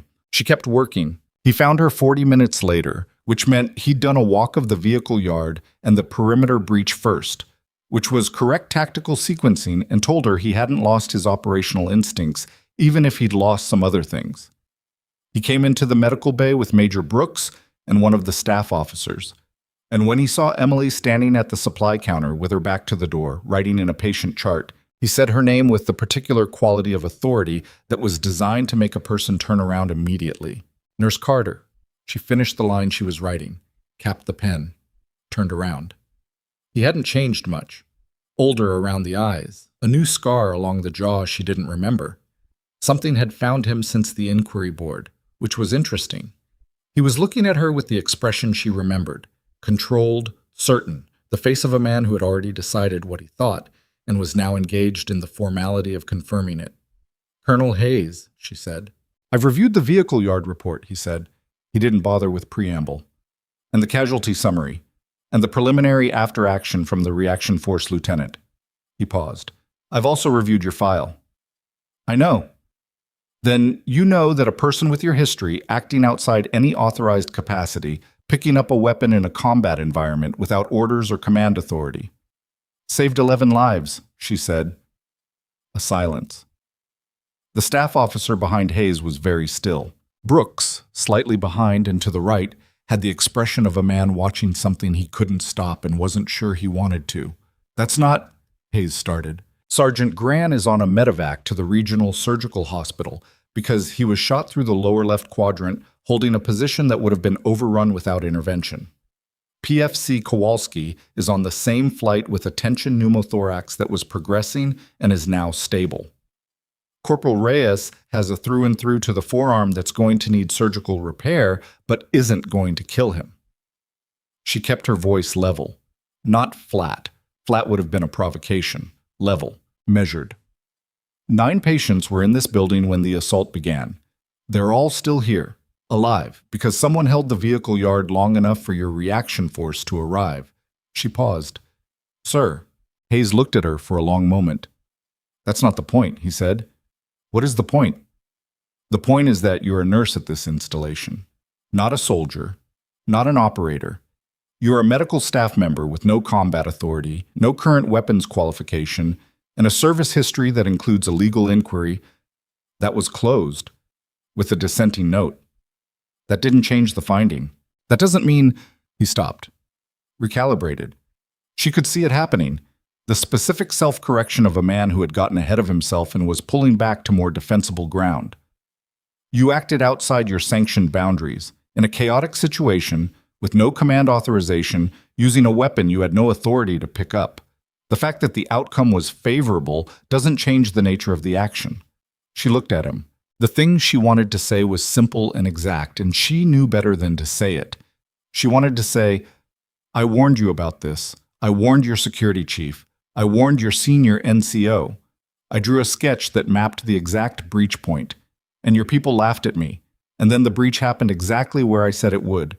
And then I stopped the bleeding because no one else was going to, and you are standing in my medical bay telling me I acted outside my sanctioned boundaries. She didn't say it. She said, Understood, sir. Hayes studied her face, looking for something. Whatever it was, he either found it or decided he didn't need to find it. I want a full written statement from you about the events of last night. Every action you took, every decision point in chronological order. He looked around the medical bay. And I want it understood that pending review, your duties here are restricted to medical functions only. You are not to handle weapons, participate in any defensive or offensive action, or advise on security matters. He paused. Am I clear? Clear, sir. Good. He held her gaze for one more second. Then he turned to Brooks. Get me the reaction force lieutenant's full report and the perimeter engineering assessment. I want to understand how that gap existed in the first place. He moved toward the door, stopped with his back to the room. And get this bay cleaned up. It still smells like a trauma site. He left. Brooks stayed. For a moment he said nothing, standing in the middle of the medical bay with Hayes' departure still in the air between them. Carter. I'm going to write the statement, she said. It'll be accurate and complete. She picked up the patient chart she'd been writing in. And then I'm going to do my job. Brooks looked at her. He's going to push this. I know. The dissenting note from the inquiry didn't change the finding then. Can't change what happened last night. She met Brooks' eyes. The patients are alive. The base held. 11 members of an assault element are not alive. Those are the facts. Whatever Hayes does with them, she shrugged slightly. I've had people with more firepower than him decide I was the problem before. Brooks watched her for a moment. I looked at that sketch, he said. The one you gave Grant. The patrol coverage assessment. He paused. I showed it to the reaction force lieutenant this morning. He said it was better than anything his own intel package had on the eastern approach. He stopped, seemed to be deciding something. Emily, what are you doing here? She looked at him. The question was the same question DeLuca had asked, that Grant had asked with his eyes, even when his voice wasn't asking it. It meant something different coming from Brooks, though. Not who were you, but the sharper, present tense version. What are you doing in a place like this? Doing a job like this, being what you are. What I can, she said. That's all anyone does. She went back to the chart. She wrote the statement that afternoon. 16 pages, handwritten because the base's administrative printer was damaged in the mortar attack and the backup was occupied with higher priority paperwork. She wrote it the way she wrote everything, directly, without decoration, in the specific chronological structure that after-action reporting demanded. She didn't editorialize. She didn't frame. She described what she had observed, what she had assessed, what she had decided, and what the results of each decision had been. She included the conversation with Raleigh. She included the conversation with Grant and the tactical sketch. She included the signal intercept she'd overheard in the corridor and what it had made her assess, and when she had first suspected the eastern approach would be the breach point. She included everything. If Hayes was going to use the statement against her, she was going to make sure the full context was in the record. Every conversation, every warning, every dismissal. She finished at 18:10 hours and submitted it through Brooks, who read it in her presence, his expression shifting as he moved through the pages in a way that was not quite surprise. He'd known the broad shape, but was something more specific and less comfortable. He finished the last page. Looked up. "You warned Raleigh at 0900, he said, "and Grant at 1300. "Yes." "And the attack began at 2314. He set the document down. 14 hours after you first reported the gap. 13 and a half. He was quiet for a moment. "Raleigh is going to have a difficult few weeks," he said. "That's not why I included it." "I know." He looked at her. "Why did you include it?" She thought about it. "Because it's relevant. The gap existed. I identified it. I reported it through appropriate channels and was told to focus on IV bags. That's part of the operational picture." She paused. "Also because if Hayes is going to come after me for what I did last night, the record should show what the alternative looked like." Brooks almost smiled. "Fair enough," he said. Munt. The next 2 days ran on the particular compressed timeline of a base recovering from an attack. Damage assessment, equipment inventory, personnel reports, the cascade of administrative work that followed any significant incident. Emily worked her shifts, she wrote her charts, she did her job in the clean, specific way she'd always done it, and she did not think about Hayes more than she had to, which was still more than she wanted. On the morning of the third day, DeLuca was cleared for evacuation to the regional hospital for a surgical consult on his thigh. Before the transport, he sat on the edge of his bed. He was walking now, carefully, with a crutch, and he looked at Emily across the width of the bay with the expression of someone who had spent 3 days deciding whether to say something. "You know what the other guys have been saying," he said. "I can imagine. They're saying you were special operations, that you had a classified record, that you got pulled out because you went through a legal thing." He watched her face. "Some of them think the whole nurse thing is cover, like you're an operative who uses the nursing background to move around forward bases." She raised an eyebrow slightly. "And what do you think?" "I think—" He paused. "I think you're a nurse who used to be something else, and the something else didn't leave you, and when it mattered, you let it come back long enough to keep everyone alive." He looked at his leg. "I think that cost you something." She was quiet for a moment. "It always does," she said. He nodded. He wasn't going to push further. She appreciated that about him, but he'd been appreciating it since the first night, since he'd unclenched and let her work, which had been an act of trust from a man who didn't give trust easily. "What happens now?" he asked. "With Hayes." "Unknown. If he tries to remove you, then he tries to remove me." "That's it? You're not going to fight it?" She looked at the door, at the morning light coming through the small, high window above the doorframe. Outside, she could hear the base resuming, vehicles, voices, the specific rhythm of operational life asserting itself over the aftermath of violence, the way it always did, because the alternative was stopping, and stopping wasn't something forward bases did. "I'll tell the truth," she said. "That's all I can do. I've been telling the truth since the first morning. Raleigh didn't want to hear it. Grant didn't want to hear it." She looked back at DeLuca. "Hayes doesn't want to hear it either, but it doesn't change because people don't want to hear it." DeLuca was quiet. "For what it's worth," he said, "every person on this base who was here that night, they know what happened. They know what you did. Hayes can write whatever he wants in a report. He wasn't here." She didn't answer that. She got him to the transport. On the fourth day, 3 things happened that changed the shape of everything. The first was that the military intelligence assessment of the assault came back from the regional headquarters. The analysis was detailed and specific. The assault element had been a trained, organized unit, not a local opportunistic group.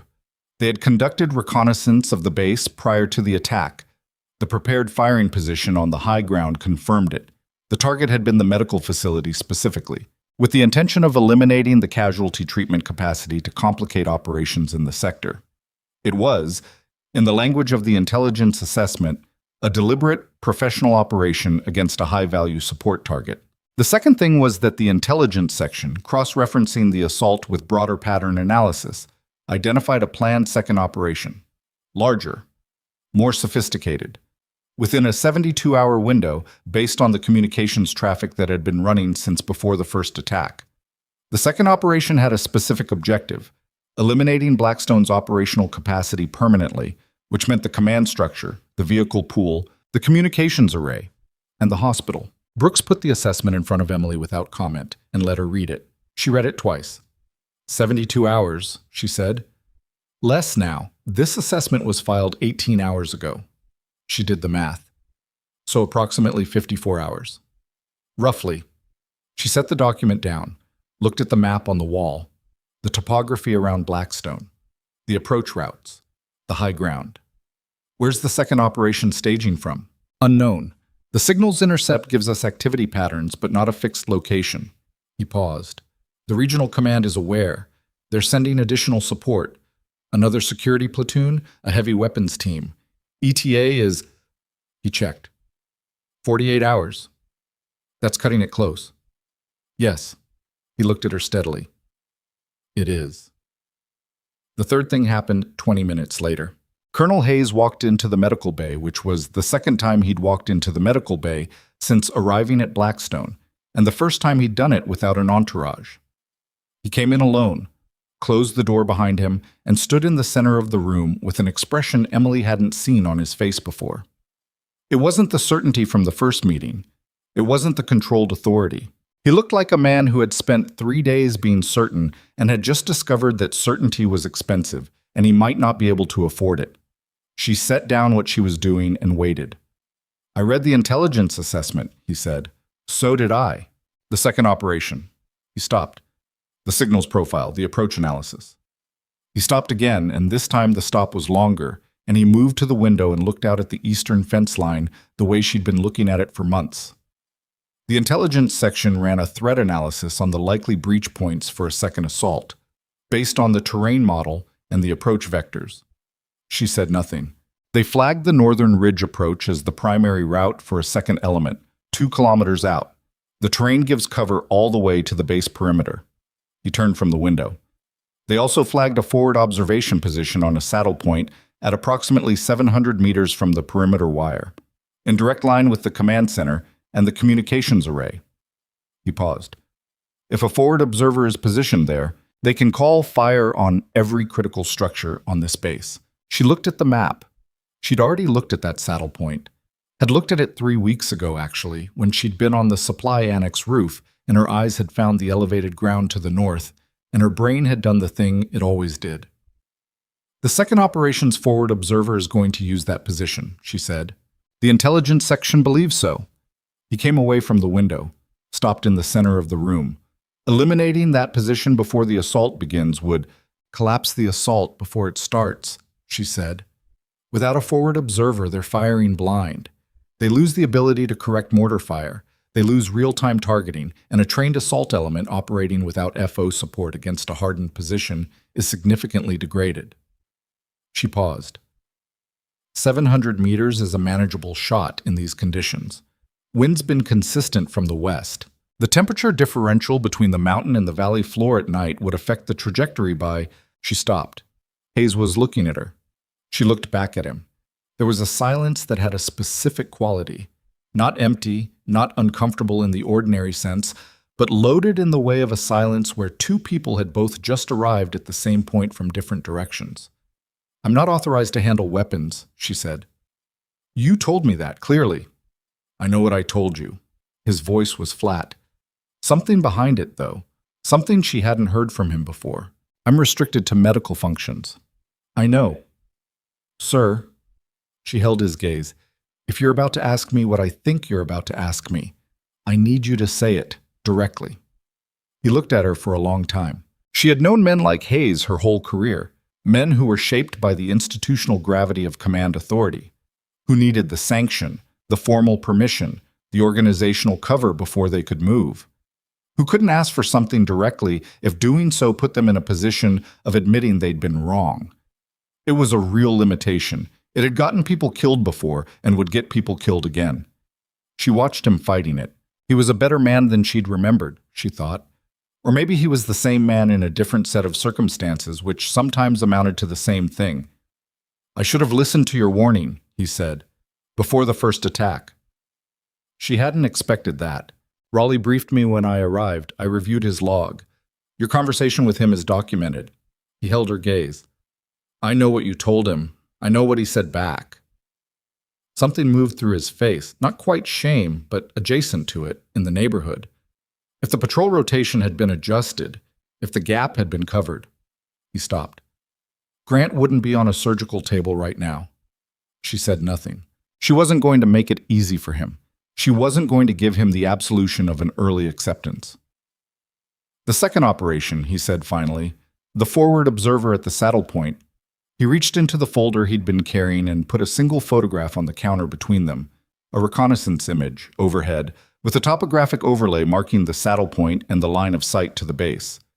"If that position is active when the assault begins, everyone on this base is in significant danger," she said, "including the patients." "Yes." She looked at the photograph. The saddle point was clearly defined. Rocky ground, natural concealment, the kind of position someone chose because it was the right position and not because it was comfortable. 720 meters on the overlay, which matched her own visual estimate. The approach from the base would require leaving the wire at night, moving through open ground for the first 400 meters, then using a dry creek bed for cover to within 100 meters of the saddle itself. She knew exactly how she'd move it. She knew exactly what shot it required. She knew, with the cold arithmetic that she'd been born with or had built, or that had built itself into her in the mountains over years, whether she could make it. "Colonel Hayes," she said. Her voice came out level. Not steady, level. There was a difference. Steady implied nothing moving underneath. "I need you to look me in the eye and tell me what you're asking." Hayes looked her in the eye. He said it. It took him 3 sentences, which was more than she'd expected and fewer than she'd feared. He was direct when he finally got there. She gave him that. She picked up the photograph. She looked at it for a long time. 3 years. She had put the rifle down 3 years ago in a hide site on a mountain in the cold. She had driven a very long distance in a borrowed vehicle to a base she'd requested a transfer to, and then a second transfer to a nursing program, and then a nursing assignment to a forward base. And she had told herself with some frequency over those 3 years that the part of her that knew how to do this particular thing was a part she was done using. The intelligence was right this time. She knew it. Not the gut feeling of 3 years ago that had turned out to be wrong.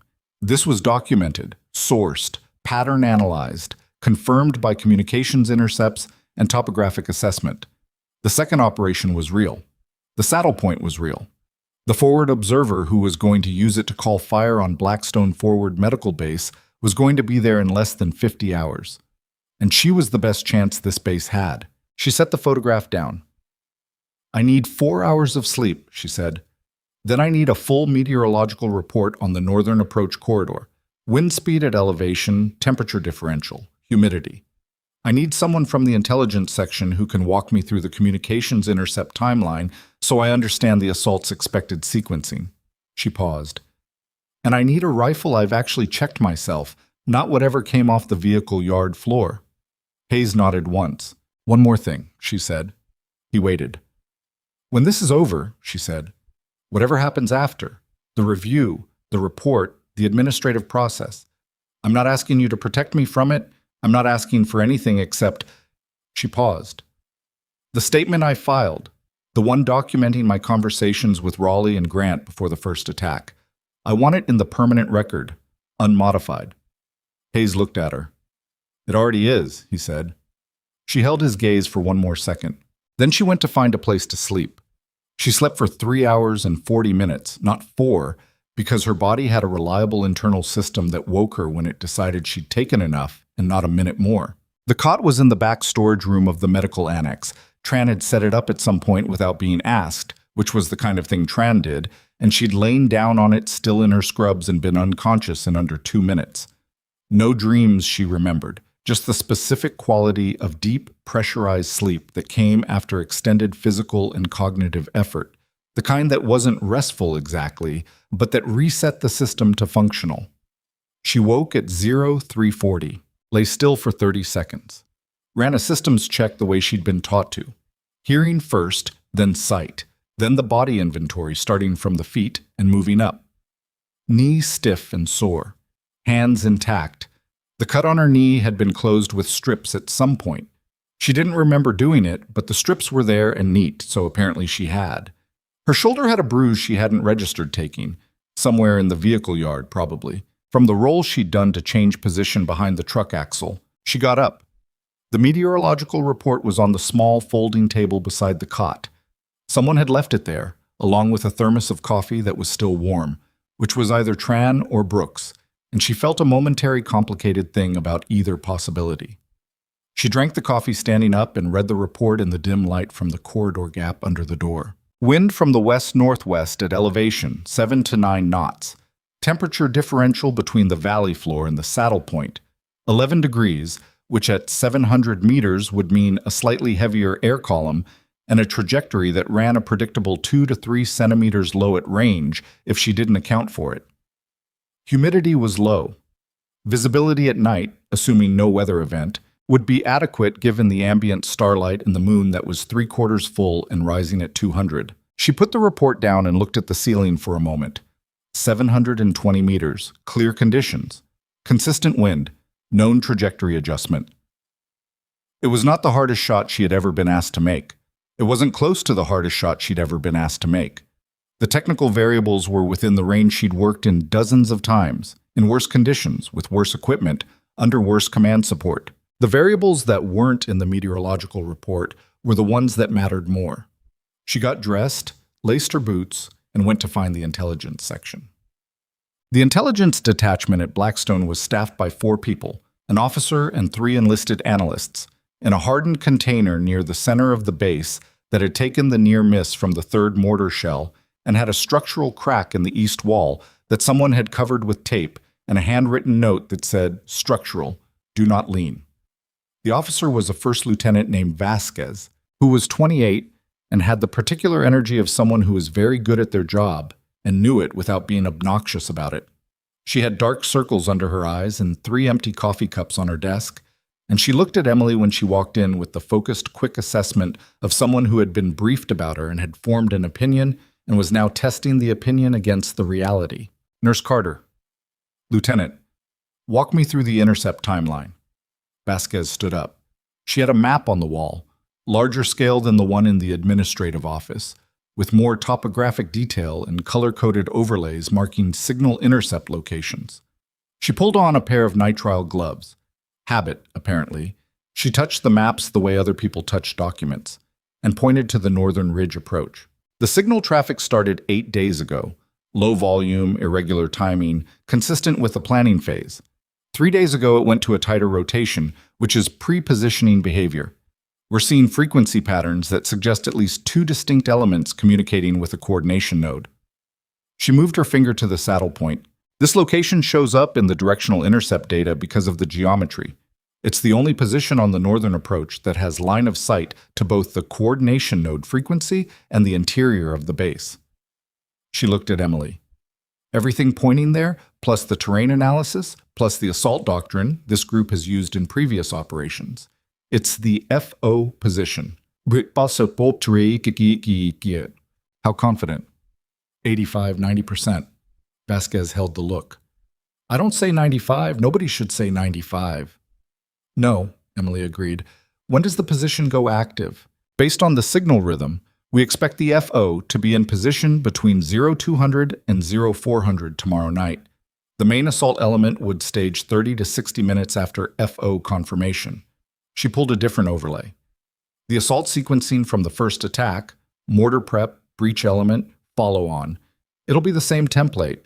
They ran it once, it almost worked. They'll use it again with more people. Except they'll start with the FO calling the mortar prep. Correct. Which is why the FO position is the critical node. Take that out before the prep starts, the whole sequence falls apart.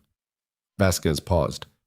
The regional command support isn't going to be in position until approximately 1800 tomorrow. The assault is expected between 0200 and 0500 tomorrow night. She let that sit.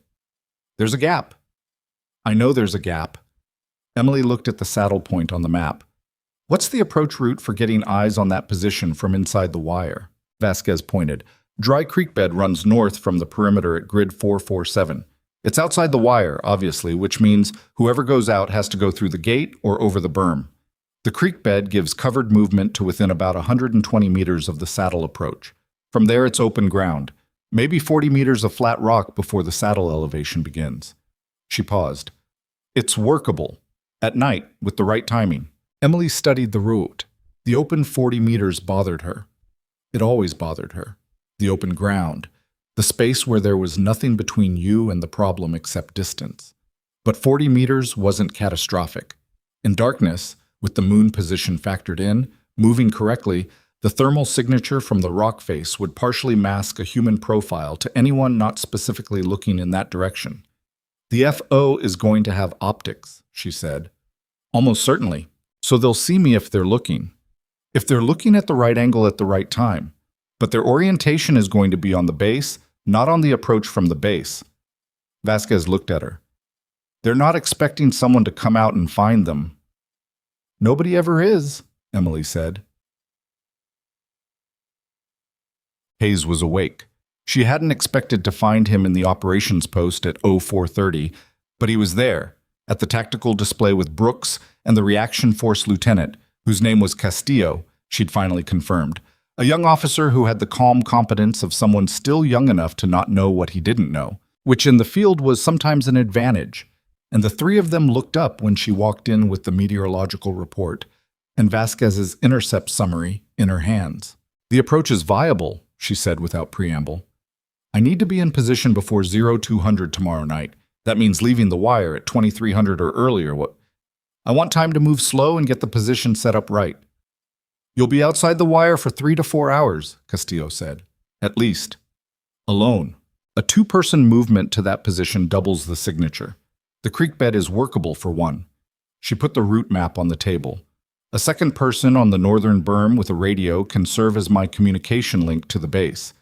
I check in on a fixed schedule. If I miss 2 consecutive checks, you know something's wrong. Castillo looked at the map. What's the communication protocol? Single click every 30 minutes on a designated frequency means I'm in position and clear. Double click means I'm moving. No signal means a problem. She paused. I'll need a radio with a throat mic so I can communicate without breaking my firing position. Hayes had been quiet throughout this. He was looking at the map with his hands behind his back, his weight forward slightly, the posture of someone doing active calculation rather than passive observation. The shot itself, he said, at 720 meters. What are the variables? She looked at him. It was a genuine question, not a test. The tone was different. He wanted to understand what he was authorizing. Wind's the main one. 7 to 9 knots west-northwest is manageable, but it's not nothing. I'll need to read the actual conditions at the moment of the shot, not the forecast. She paused. The temperature differential adds a predictable low trajectory drift. I'll compensate for that in the elevation adjustment. Humidity is low, which is actually better. Less atmospheric density means slightly flatter trajectory. She looked at the topographic overlay. The primary uncertainty is whether the FO is in the position at all. If they're staged elsewhere, the shot doesn't happen. But the intercept data puts the probability high enough. And if the shot doesn't happen, Brooks said, if the position is empty, then I come back, and we deal with the assault with what we have. She looked at Brooks, which is still better than it was 4 days ago. Castillo's people are in position, we know the approach vector, we've reinforced the eastern perimeter. It's not the same situation as before. It's not ideal. No. She looked at Hayes. Very little about this situation is ideal, but we work with what we have. Hayes looked at the map for another long moment. What do you need? He asked. The rifle Vasquez's section has in the equipment locker, the M11, oh, not the M4. I checked the configuration when I was in the intelligence container. It's been maintained properly. I need to bore sight it tonight before I go out, which means I need range access from the northern berm for 30 minutes. She paused. and I need everyone on the radio net to know that anything moving north of grid 447 between 300 and 600 is me. I don't want to get shot by my own side coming back in. Done. Hayes straightened, looked at Castillo. Get the IFF protocol on the night radio net. Anyone on the northern approach is friendly until Carter returns or we get a no-contact report. He looked at Brooks. Coordinate with Vasquez on the communication check schedule. He looked at Emily last. You bore sight at 2100. You leave the wire at 2300. Yes, sir? If the target presents itself, Hayes said carefully, you have authorization for the shot. She held his gaze. Understood, she said. She picked up the maps and left. On. The afternoon ran at the strange, suspended pace of time before a thing that hasn't happened yet but is very definitely going to. Emily did her medical rounds. Not because she needed a reason to stay busy, she always had a reason to stay busy, but because the patients were her patients and they needed the attention regardless of what was going to happen at 2300. She checked the remaining patients, the first attack casualties who hadn't been evacuated yet because they were stable enough to hold, including 2 soldiers whose injuries were minor enough that they'd refused evacuation and were occupying beds in the main ward and complaining about the food, which she took as a positive indicator. She also did something she hadn't done since arriving at Blackstone, which was sit down in the small break room behind the supply corridor for 30 minutes in the afternoon and do absolutely nothing. She sat in the chair with her hands in her lap, and she looked at the wall, and she let the noise in her head run. It always ran. She'd stopped pretending otherwise. The question was whether you let it run where it wanted or whether you directed it, and the direction it wanted to go right now was the Eastern Mountain Corridor, the inquiry board, Hayes's dissenting note, the specific quality of silence after a long-range engagement that she had spent 3 years trying to stop hearing. She let it go there, let it run through it. Then she pulled it back. Not because she'd resolved anything. She hadn't. The resolution, if there was such a thing, was not going to happen in a break room on a forward base in the hours before she went outside the wire. Maybe it wasn't going to happen at all. Maybe some things didn't resolve. They just receded to a manageable distance and stayed there. She could live with manageable distance. She'd been doing it for 3 years. Tran appeared in the doorway. He looked at her sitting with her hands in her lap and said nothing for a moment. Are you okay? He asked. Define okay. Functional, clear-headed, not about to do something I'm going to have to document. She almost laughed. It came out as something closer to a breath that had opinions. I'm fine, she said. You're going out tonight. It wasn't a question. The base had the particular information velocity of small, isolated communities. Things moved through it without announcement. Hayes authorized it. Yes. Tran was quiet.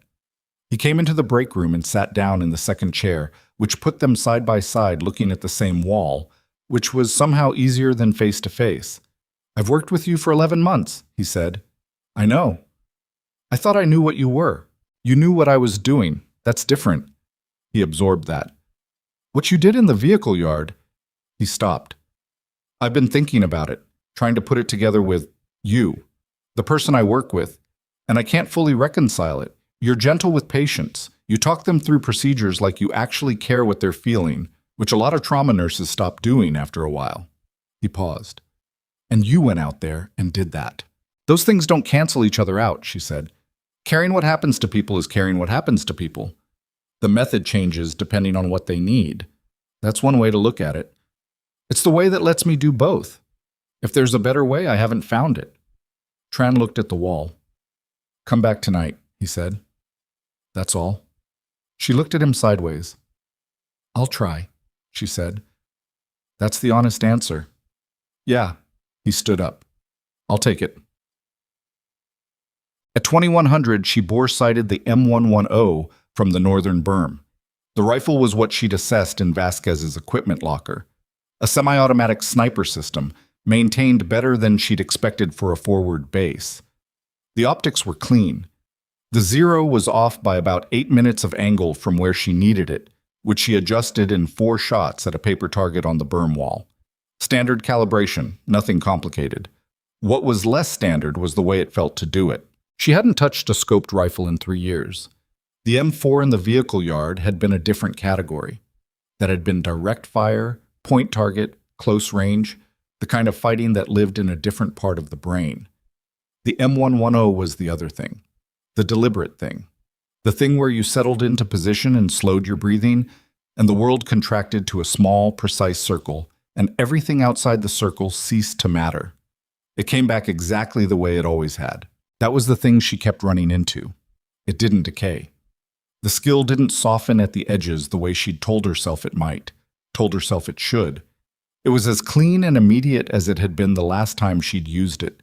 She didn't know what to do with that information. She'd been not knowing what to do with it for 3 years. She supposed she could keep not knowing, and that was probably fine. Castillo was on the berm with her, not directly beside her, far enough to give her working space, close enough to see the adjustments being made. 8th minute, right, 12 down, she called to him when she'd zeroed. He wrote it in his notebook. You're going to hold that 0 in transit, he said. The cold will affect... I know how cold affects a 0, she said, not unkindly. I'll verify conditions before I shoot. I'm not firing on a static 0. He closed the notebook, watched her run a final functions check. I've been in the field for 6 years, he said. I've worked alongside special operations elements 3 times. I've never seen a nurse zero a rifle. Most nurses don't need to. No. He paused. Can I ask you something? You can ask. Do you want to be here? Doing this specifically. The nursing, the forward base, all of it. Is this what you chose, or is this what you ended up with? She thought about that for a moment. It was a better question than most people managed. Both, she said. I chose nursing because I meant it. I meant wanting to fix things instead of break them. I ended up on a forward base because... She paused. Because I didn't trust myself not to go back. I thought if I was close enough to the environment, I could, I don't know, prove something. She looked down the scope at the target on the berm wall. I'm not sure what I've proved. You proved you're good at both, Castillo said. That's the problem, she said quietly. He didn't have an answer for that. She hadn't expected one. At 2300, she went through the gate. Not the main gate, a secondary access point in the northern berm that was large enough for a single person moving low, currently secured with a padlock that Castillo opened with a key. 2 soldiers watched the approach as she moved through. She didn't look back. The desert at night had a particular quality that she'd missed without knowing she'd missed it. The cold was absolute and clean, the kind that pressed against exposed skin with deliberate intent. The stars were dense and specific above the mountain ridgeline. The ambient light from the 3/4 moon was enough to see the terrain without optics, which was what she needed. Optics on approach were a liability. They narrowed your field, turned peripheral vision into a tunnel. She moved toward the dry creek bed the way she'd described to Vasquez. Slow, low, using the natural terrain. Desert movement was different from mountain movement. The ground was harder, less forgiving, every step either silent on sand or a potential rock-on-rock impact that carried in the cold air. She felt her way through the first 100 meters in the dark, reading the ground through the soles of her boots. The creek bed was where it was supposed to be. She followed it north for roughly 400 meters, moving in intervals. 30 steps, stop, listen, assess. The radio on her shoulder stayed silent. She clicked once at the 30-minute mark, the way she'd described to Brooks. 1 click back came from the base, confirming receipt. The saddle approach appeared at the end of the creek bed where she expected it. A rise in the terrain, rocky, with a natural shelf of flat rock at the approach. She went to ground behind the last substantial rock in the creek bed and spent 5 minutes doing nothing except looking. The saddle was dark. No movement. No light discipline issues. Nothing that indicated occupancy. She waited. At 0147, something changed. It wasn't a sound. It was the quality of stillness. A stillness with a slightly different texture than the surrounding terrain. The way a held breath in a room changed the air even before you heard it. She had learned to feel that texture the way others felt weather. Someone was in the saddle. She moved.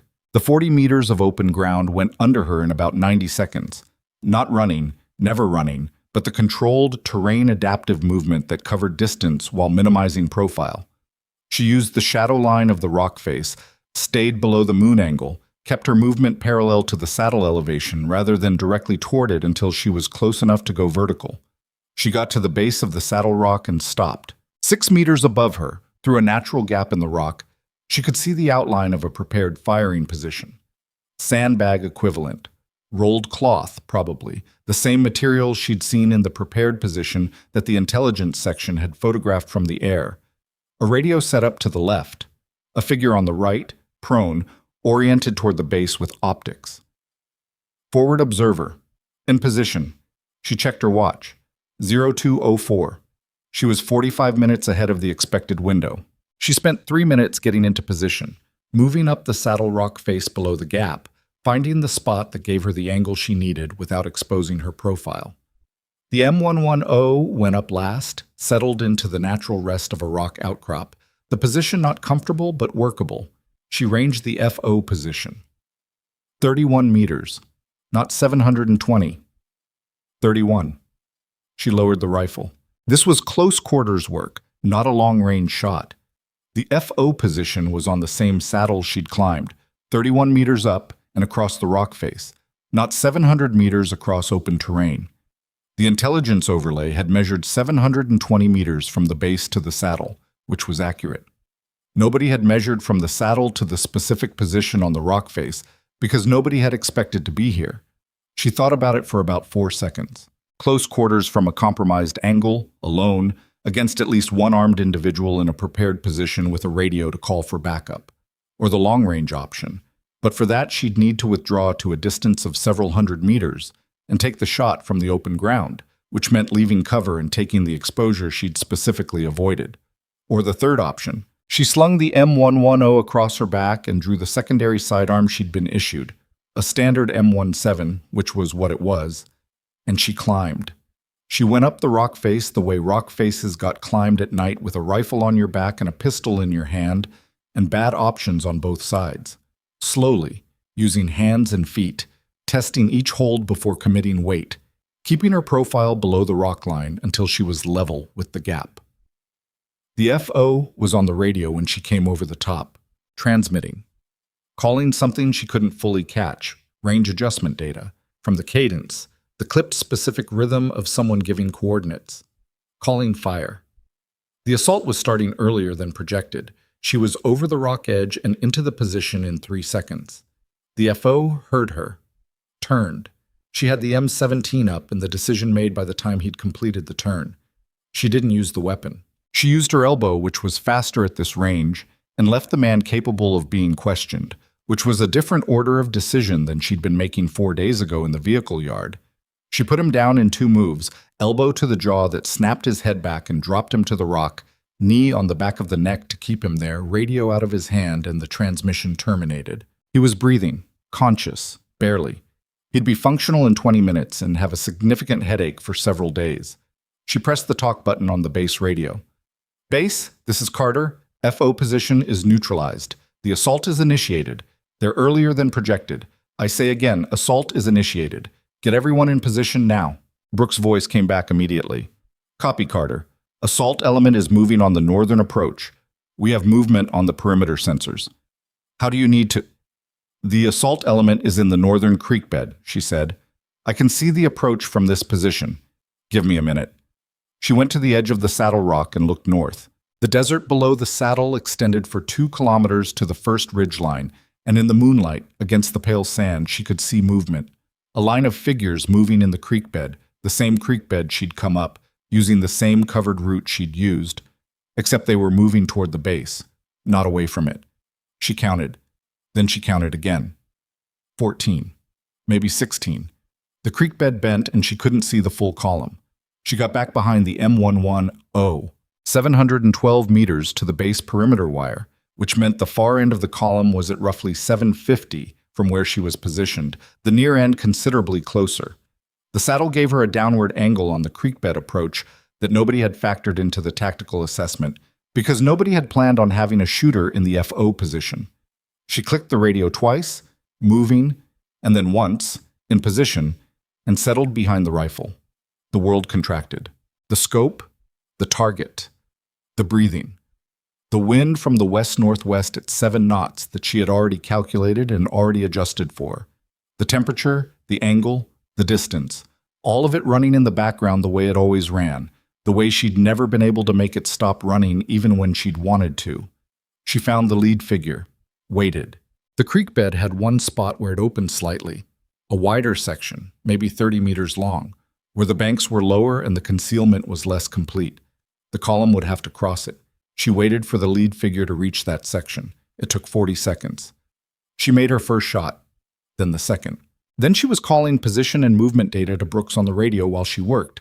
Not a running description, just the critical data points that the base defense needed to position correctly. Column in the creek bed, 14 minimum, currently 400 meters from the perimeter, moving in 3 file. Castillo's voice came on the net. His heavy weapons team was moving. Below her, the column had stopped. They'd heard the shots, they'd lost their lead, and they were doing what trained elements did when they took unexpected fire from an unexpected angle. They were trying to find the shooter before they moved again. They were looking for her at 700 meters. She was at 31 meters from where she'd been. She worked. The assault broke apart in the creek bed over the next 8 minutes, not because she eliminated it. She didn't have that kind of ammunition, but because a disciplined assault element that's taking fire from an elevated position at close range and can't locate the shooter and has lost its forward observer and has no mortar correction capability tends to make a calculation about its survival prospects. The remnant pulled back to the northern ridgeline while Castillo's team moved to cut off the creek bed from the base side. She watched them go, lay still for 2 more minutes, listening. Then she sat up. The FO was still down behind her, conscious now, looking at her with eyes that were alert and calculating and not what she'd expected. Younger than she'd thought when she'd come over the edge. Late 20s, maybe. Military bearing, even lying on the rock with his hands zip-tied behind him, because she'd done that while she was watching the creek bed, running the ties one-handed without looking, the kind of thing her hands did when the conscious mind was busy elsewhere. He said something. She didn't respond. She got on the radio. "Base, this is Carter. Assault element has withdrawn to the northern ridge. I have 1 prisoner, FO, at the saddle position. I need a team to come out and take custody. I'm not leaving this position until the perimeter is confirmed clear." She paused. "Also, I need someone to relay to the intelligence section that they're going to want to debrief this prisoner before he decides to stop being helpful." Brooks responded. "Copy that." "Castillo is taking the creek bed. His element is in pursuit. I'm sending a 2-man team to your position in 5 minutes." A pause. "Carter, are you hit?" She checked herself. The inventory she'd started 11 months ago of making sure everything was still working. Hands, knees, the bruised shoulder from the vehicle yard. "Negative," she said. "Good." Another pause. "Good." She sat on the saddle rock with the rifle across her knees and the prisoner 3 meters away, and the desert spread out below her in the moonlight. The base visible to the south with its generator lights and its perimeter wire, and all the people inside it who were still alive. And she breathed in and breathed out and didn't think about anything for a minute. Just the cold air, the stars, the specific, enormous quiet of a desert at night after the noise has stopped. The prisoner was watching her. "You're a medic?" he said, in accented but clear English. He'd seen the medical patch on her shoulder, apparently. "Yes," she said. He looked at the rifle on her knees, back at her face. "They sent a medic." "Nobody sent me." She looked at him. "That's not how this works." He seemed to think about that. She heard the 2-man team coming up the rock face below her. She'd heard them for the last 60 seconds. They weren't moving quietly, but they were coming fast and in the right direction, and she didn't correct them because at this point speed mattered more than noise. Corporal Reyes appeared over the edge of the saddle. His left arm was in a sling, the recent surgical repair obvious in the careful way he held the arm against his body. He had a rifle on the right side and a radio on his vest, and he looked at Emily and at the prisoner and at the rifle across her knees, and he said nothing for a moment. "Reyes," she said, "you're supposed to be on light duty." "Yeah." He looked at the prisoner. Castillo needed people who knew the approach. He looked back at her. "You came from the base, through the creek bed." "Yes." "Same route as the assault element." "Yes." He processed that. "And you got here ahead of them." "I left earlier." Reyes looked at the prisoner, at the prepared FO position, at the radio she'd pulled from the man's hands, at the creek bed below them where the assault element had been and was no longer. Colonel Hayes is going to want a full debrief, he said. I know. Like, immediately. I know. She stood up, slung the rifle. Take custody of the prisoner. Get him to Vasquez's section. And tell Hayes I'll be there in 20 minutes. I need to do a sweep of this position before I leave. Reyes looked at her. The arm in the sling. The tiredness in his face. The kind that was specifically post-surgery tiredness and should have kept him in a bed. You didn't have to come out here, he said. There were other options. We could have... No, she said. There weren't. He held her gaze for a moment. Yeah, he said. Okay. He took the prisoner. She spent 8 minutes going through the FO position. The radio, the equipment, the notes in a small weatherproof notebook that was going to be very valuable to Vasquez's team, the physical indicators of how long the position had been prepared. She photographed everything with the small camera Vasquez had given her and bagged what she could carry. Then she went back down the rock face, through the open 40 meters and into the creek bed, and she walked south toward the base in the dark, alone, with the desert around her and the stars above and the base lights growing ahead. She was 50 meters from the perimeter wire when the gate opened and Brooks walked out to meet her. He fell into step beside her without saying anything. They walked the last 50 meters like that, side by side in the dark, not talking, the base coming up around them, the sounds of it and the light of it and the life of it enclosing them as they came through the gate. He closed the gate behind them. The assault element made it back to the ridge line, he said. Castillo's team is in pursuit, but they'll lose the trail in the high ground. I know. The prisoner is with Vasquez. She thinks the notebook is significant. It will be. He was quiet for a moment.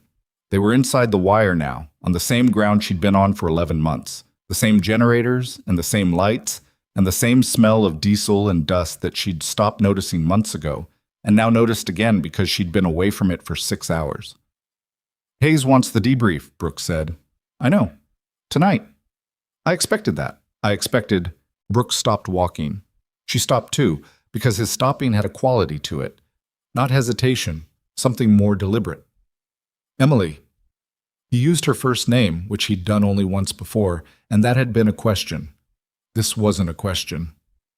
Whatever happens in that debrief, whatever Hayes decides, or the review board, or anyone else, I want you to know that I'm going to put everything I saw in writing, all of it, the vehicle yard, tonight, the warnings before the first attack. She looked at him.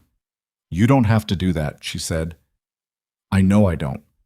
He met her eyes. I'm doing it anyway. She held his gaze for a moment. Something in her chest did a complicated thing that she didn't have a clean name for and wasn't going to try to name right now. Thank you, she said. He nodded. Simple. They walked to the debrief. The debrief room was the same administrative office that Hayes had taken over 4 days ago. The same tactical map on the desk, the same mismatched chairs, the same crack in the east wall that nobody had gotten around to fixing. Emily sat in the same chair she'd sat in during the first meeting with the men from the folder, and Hayes sat across from her, and Brooks took the position near the door that had become, apparently, his default location in rooms where things were being decided. Vasquez was there too, which Emily hadn't expected. She sat at the corner of the desk with the FO's notebook open in front of her, and a legal pad she was already writing on, which meant she'd already started making connections between the notebook's contents and the intercept data she'd been living with for the past week. Hayes looked at Emily for a moment before he said anything. He looked tired, not operationally tired, the deeper kind, the kind that accumulated over days of carrying a decision you'd made wrong and the weight of understanding how wrong it had been. Walk me through it, he said. From the point you left the wire. She did. Chronologically specific, without editorializing. The creek bed, the movement intervals, the approach to the saddle, the radio check schedule, the discovery that the FO position was 31 meters rather than 700, the climb, the close quarters assessment, the decision not to use the sidearm. Hayes listened without interrupting. Brooks listened without moving. Vasquez wrote. When she finished, Hayes was quiet for a moment. The notebook, he said to Vasquez. What does it tell us? Vasquez looked up from her legal pad. It's a targeting document, site assessments for 12 forward positions in this sector, not just Blackstone. Approach analysis, patrol timing, infrastructure vulnerabilities. She paused. It also has 3 names. Senior coordination figures. We've been looking for 2 of them for 8 months. Can we act on it? With supplemental intercept data, yes. The regional command can execute within 48 hours. She closed the notebook carefully. This is significant, sir. The intelligence value of this prisoner is significant. Hayes looked at Emily. She said nothing. You went out there expecting a 700-meter shot, he said. You got a 31-meter close-quarters situation instead. A different person hesitates on that transition, makes the wrong call or no call. A different person might have made a better one. That's not what I'm saying. He leaned forward slightly. I'm saying you adapted. In the dark, alone, under time pressure, you read the situation as it was instead of as you'd planned for it. He paused. That's the thing that's hard to teach. She looked at the tactical map. The assault element broke, she said. Castillo's pursuit lost them in the high ground as expected. Hayes sat back. But with the prisoner and the notebook, the regional command is going to be able to disrupt the broader network. The second attack was never just about Blackstone. It was about establishing a sustained capability in this sector. That capability is now significantly degraded. He was quiet for a moment. Because of what you did tonight. And 4 nights ago. Other people did things too. Yes. He held her gaze. They did. I'm going to make sure that's in the record as well. He paused. But I'm specifically talking about you right now. The room was quiet. The administrative review, Emily said. My actions during the first attack, picking up the weapon without authorization, acting outside my nursing role. That process has been closed. She stopped. I submitted a command decision this evening, Hayes said, before Castillo's team went out, classifying your actions in both incidents as authorized emergency defensive measures under the base commander's authority. He looked at her without apology, but also without the certainty that had been his default setting 4 days ago. Something else in its place. Not quite humility, but its functional neighbor. I have that authority. The review board would have reached the same conclusion anyway, given the circumstances and the evidence. I shortened the process. Emily looked at him. You didn't have to do that. No. He held her gaze. But your warning was in the record. Everything you told Raleigh, everything you told Grant, it was documented and submitted and in the permanent file before the first attack ended. When the review board looks at the sequence of events, he stopped. The dissenting note I submitted at the inquiry board 3 years ago. She waited. I've been thinking about it, he said, about why I wrote it, and the honest answer is that the evidence didn't support the dissent. The evidence was clear. The error was in the intelligence, not in the execution. I wrote it anyway.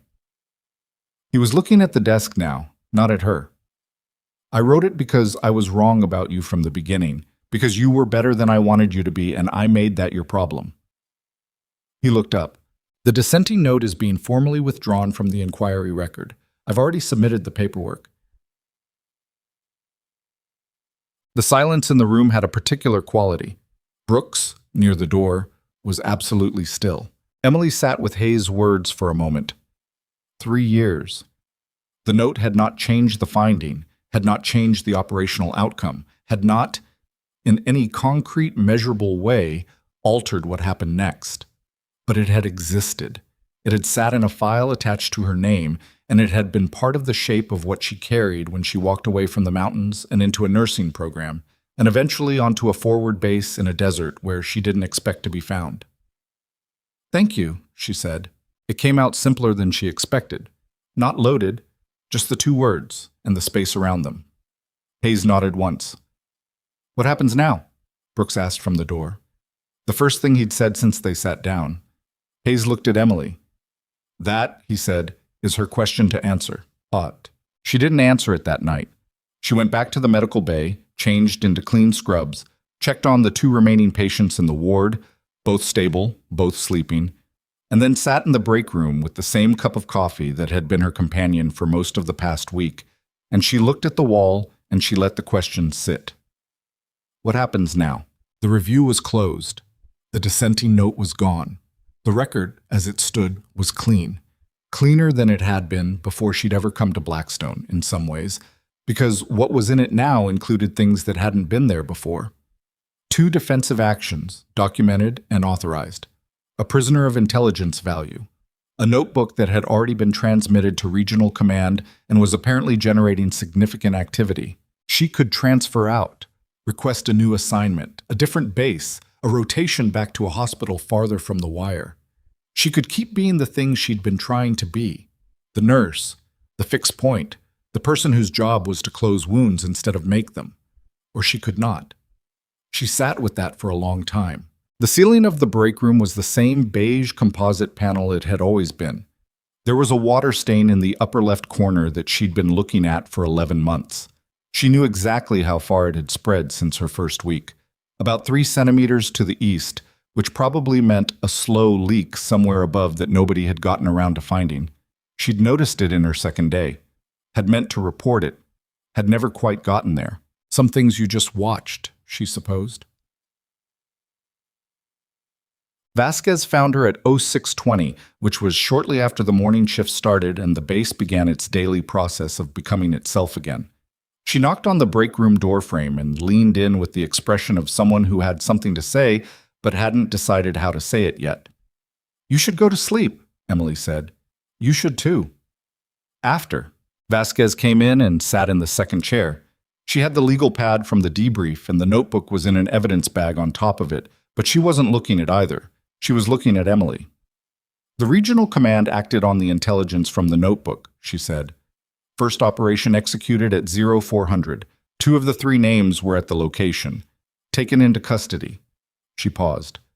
"The 3rd is still active, but the network's disrupted. Significantly." Emily absorbed that. "The prisoner," she said, talking. "Probably because the network is disrupted and there's less to protect." Vasquez paused. He asked about the medic who took down the FO position. Twice. She looked at Emily carefully.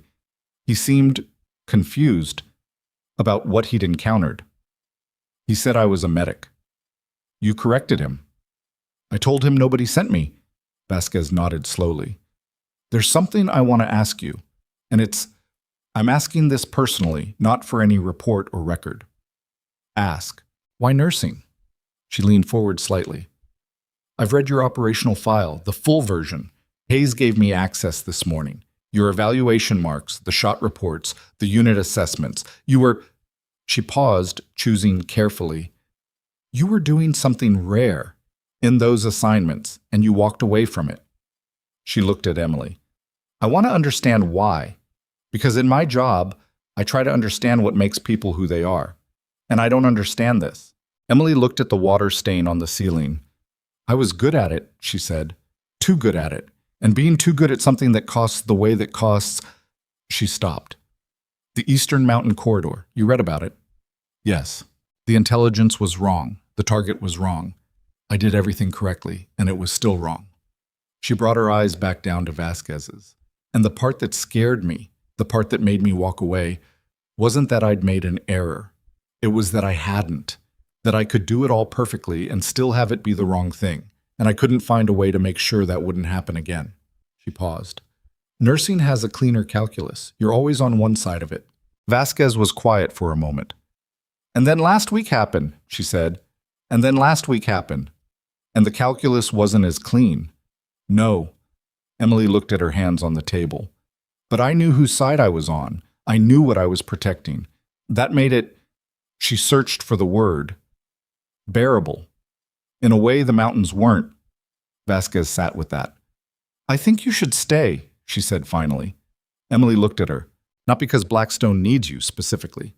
Because what you do, both things, the medical and the other, that combination exists in almost nobody. And there are places where it's needed in ways that one half of it alone can't cover." She paused. "I run intelligence analysis. I work with the information that comes off the battlefield. I see a lot of what happens in these forward environments, and I can tell you..." She stopped. "What you did in that vehicle yard, and on that saddle, and in 11 months of keeping this medical bay running. That's not a person who's done with what they do. That's a person who was trying to be done and couldn't get all the way there.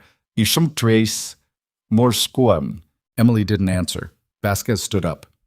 "Think about it," she said. "That's all." She picked up her legal pad. At the door, she paused. For what it's worth, the regional operation, the network disruption, the prisoner, that's because of you. Not just last night, the whole sequence of it. She met Emily's eyes. I work with intelligence. I track cause and effect for a living. You were the cause of something good this week, clearly and documentably. She paused. Hold on to that. She left. Emily sat in the break room for a while longer. Sergeant Lucas Grant came back to Blackstone 11 days later. Not to duty. He was on convalescent status, using a cane on the left side, moving with the particular careful deliberateness of someone whose body had been rearranged and hadn't fully agreed to the new configuration yet. He came back because, as he told Brooks when he arrived, he had some things he wanted to say in person, and he didn't trust phones. He found Emily in the medical bay, which was where she usually was, restocking the surgical supply shelves with the systematic attention she gave to every task that could be systematically attended to. He came in on the cane and she turned when she heard him and looked at him for a moment without saying anything. He looked worse than before. And better. It was possible to look both at once when you'd been through the particular thing he'd been through. Thinner in the face, slower in the body, but with a different quality in the eyes. Something that had been tight before was less tight. Sergeant Grant, she said, you're supposed to be at the regional facility for another 6 days. They gave me a pass. He looked around the medical bay. It was clean, organized, lit by the afternoon sun coming through the high windows. He took it in the way people took in spaces they'd almost died near. You didn't leave. No. I heard you were considering a transfer. She went back to the shelf. I considered it. What decided it? She placed a row of IV bags on the shelf in the order they'd be needed. Largest gauge first, the way she'd always done it. The way that saved 4 seconds per patient when you were moving fast, and 4 seconds was sometimes everything. Several things, she said. Nothing dramatic. He came further into the bay, lowered himself into the chair beside the supply counter, slowly, carefully, and set the cane against the wall. He looked like a man who had decided that sitting was worth the effort of getting back up later. I owe you an apology, he said. You apologized, in the vehicle yard. That was... He thought about it. That was shock talking, or blood loss. This is the actual apology. He looked at her directly. I had the sketch. You put a tactical assessment in my hands that mapped the breach point within 2 meters, and I said thank you for the picture and went back to my lunch. He paused. People got hurt because I didn't listen. I got hurt because I didn't listen. And you... He stopped. You held that position. Alone. With whatever the Marine had been carrying. You held it until my team could reinforce, and you were treating my wound while you did it. He looked at his hands. I've been in this job a long time. I have never... He stopped again. Emily set down the IV bags. Grant, she said, the apology is accepted. It was accepted the first time. She looked at him. You're not a bad officer. You made a wrong call on incomplete information about who I was. I didn't give you the information you would have needed to make the right call. She paused. I was hiding. And people who are hiding don't get to be surprised when nobody finds them. He looked at her for a long moment. Are you still hiding? He asked. She thought about that. Less, she said. He nodded, seemed to accept that as sufficient. The security rotation has been rebuilt, he said. After the first attack, Hayes had the whole perimeter assessment redone. The gap between OP4 and 5 is covered now. Overlap sensors and a standing patrol specifically on that corridor. The northern approach has 3 new positions and a sensor package. He paused. It's what you said it needed to be, before the first attack. Good. It should have been that before the first attack. Yes, she said. It should have. No softening of that. She wasn't going to soften it. He didn't ask her to. He stayed for about an hour, mostly quiet, which was fine. He drank the coffee she made. It was terrible. The machine was broken again and had been broken for a week, and the work order was sitting in the administrative queue somewhere, without complaining about it. He asked about Reyes, whose arm had come through the surgical repair better than projected. He asked about Kowalski, the Marine from the vehicle yard entrance, who was apparently at the regional hospital and apparently asking to come back to his unit, which Emily took as a very positive indicator about his recovery trajectory. Before he left, he stood at the door with the cane and looked back at her. "Hayes," he said, "what do you make of him now?" She thought about the debrief room, the dissenting note being withdrawn, the authorized emergency classification, submitted before she'd even come back through the wire. "I make him a man who got something wrong and then did the work to get it less wrong," she said, "which puts him ahead of most." Grant absorbed that. "Fair," he said. He left. The formal review board convened 3 weeks after the second attack via video link to the regional command. It took 4 hours, which was less time than Emily had expected. The record was complete and the documentation was thorough. Brooks' written account, Vasquez's intelligence assessment, Castillo's after-action report, the prisoner's testimony, the physical evidence from the FO position, and Hayes's command authorization all assembled into a package that told a clear and specific story. The board's finding took 11 minutes to read into the record. Emily's actions in both incidents were classified as authorized emergency defensive measures under direct threat to life and installation. Her prior service record was formally entered into her current file, unsealed, with a commendation notation from the board that cited her tactical assessment of the eastern perimeter as predictive of the first attack. The commendation language was careful and specific and contained nothing dramatic. She appreciated that. Raleigh received a formal counseling notation for his failure to act on the reported perimeter vulnerability. It wasn't career-ending. It was accurate. He'd been in the operations section since the first attack, which was a lateral move that everyone understood the meaning of, including Raleigh. The dissenting note from the original inquiry board was formally removed from Emily's record, as Hayes had submitted. The inquiry itself remained closed, clean finding, no adverse action. But the note was gone. She sat in the administrative office afterward, after the video link closed, and Brooks handed her a copy of the board's written finding, and she read it and set it on the desk. "How do you feel?" he asked. "Like I want to do the afternoon rounds." He looked at her. "I mean it," she said. "I have 2 post-surgical patients, and Reyes is coming in this afternoon for a follow-up on the arm." She stood up. "The finding is good. I'm glad it's done. And I also have work to do." Brooks picked up the finding from the desk and put it in the folder he'd been carrying. "Hayes wants to speak with you," he said. "This afternoon, when you have a moment. After rounds. I'll tell him." She was at the door when he said her name. She turned. "You're staying," he said. Not a question. "Yes." "Why?" She looked at the tactical map on the wall. The topographic lines, the elevation marks, the color-coded sectors. She'd been looking at maps like this one for half her adult life, and she was still looking. "Because it matters," she said. "Both parts of it. And because—" She paused. "I spent 3 years trying to be only one thing. The nurse. No rifle, no mountains, no part of myself that knew how to look at a perimeter and find the gaps." She looked at Brooks. "I thought that was how you moved on. You took the part of yourself that caused the problem, and you put it somewhere, and you didn't go there anymore." She stopped. "But the problem wasn't the skill. The problem was using it without knowing whose side I was on." She looked at her hands. "I know that now. I knew it in the vehicle yard. I knew it on that saddle." She looked up.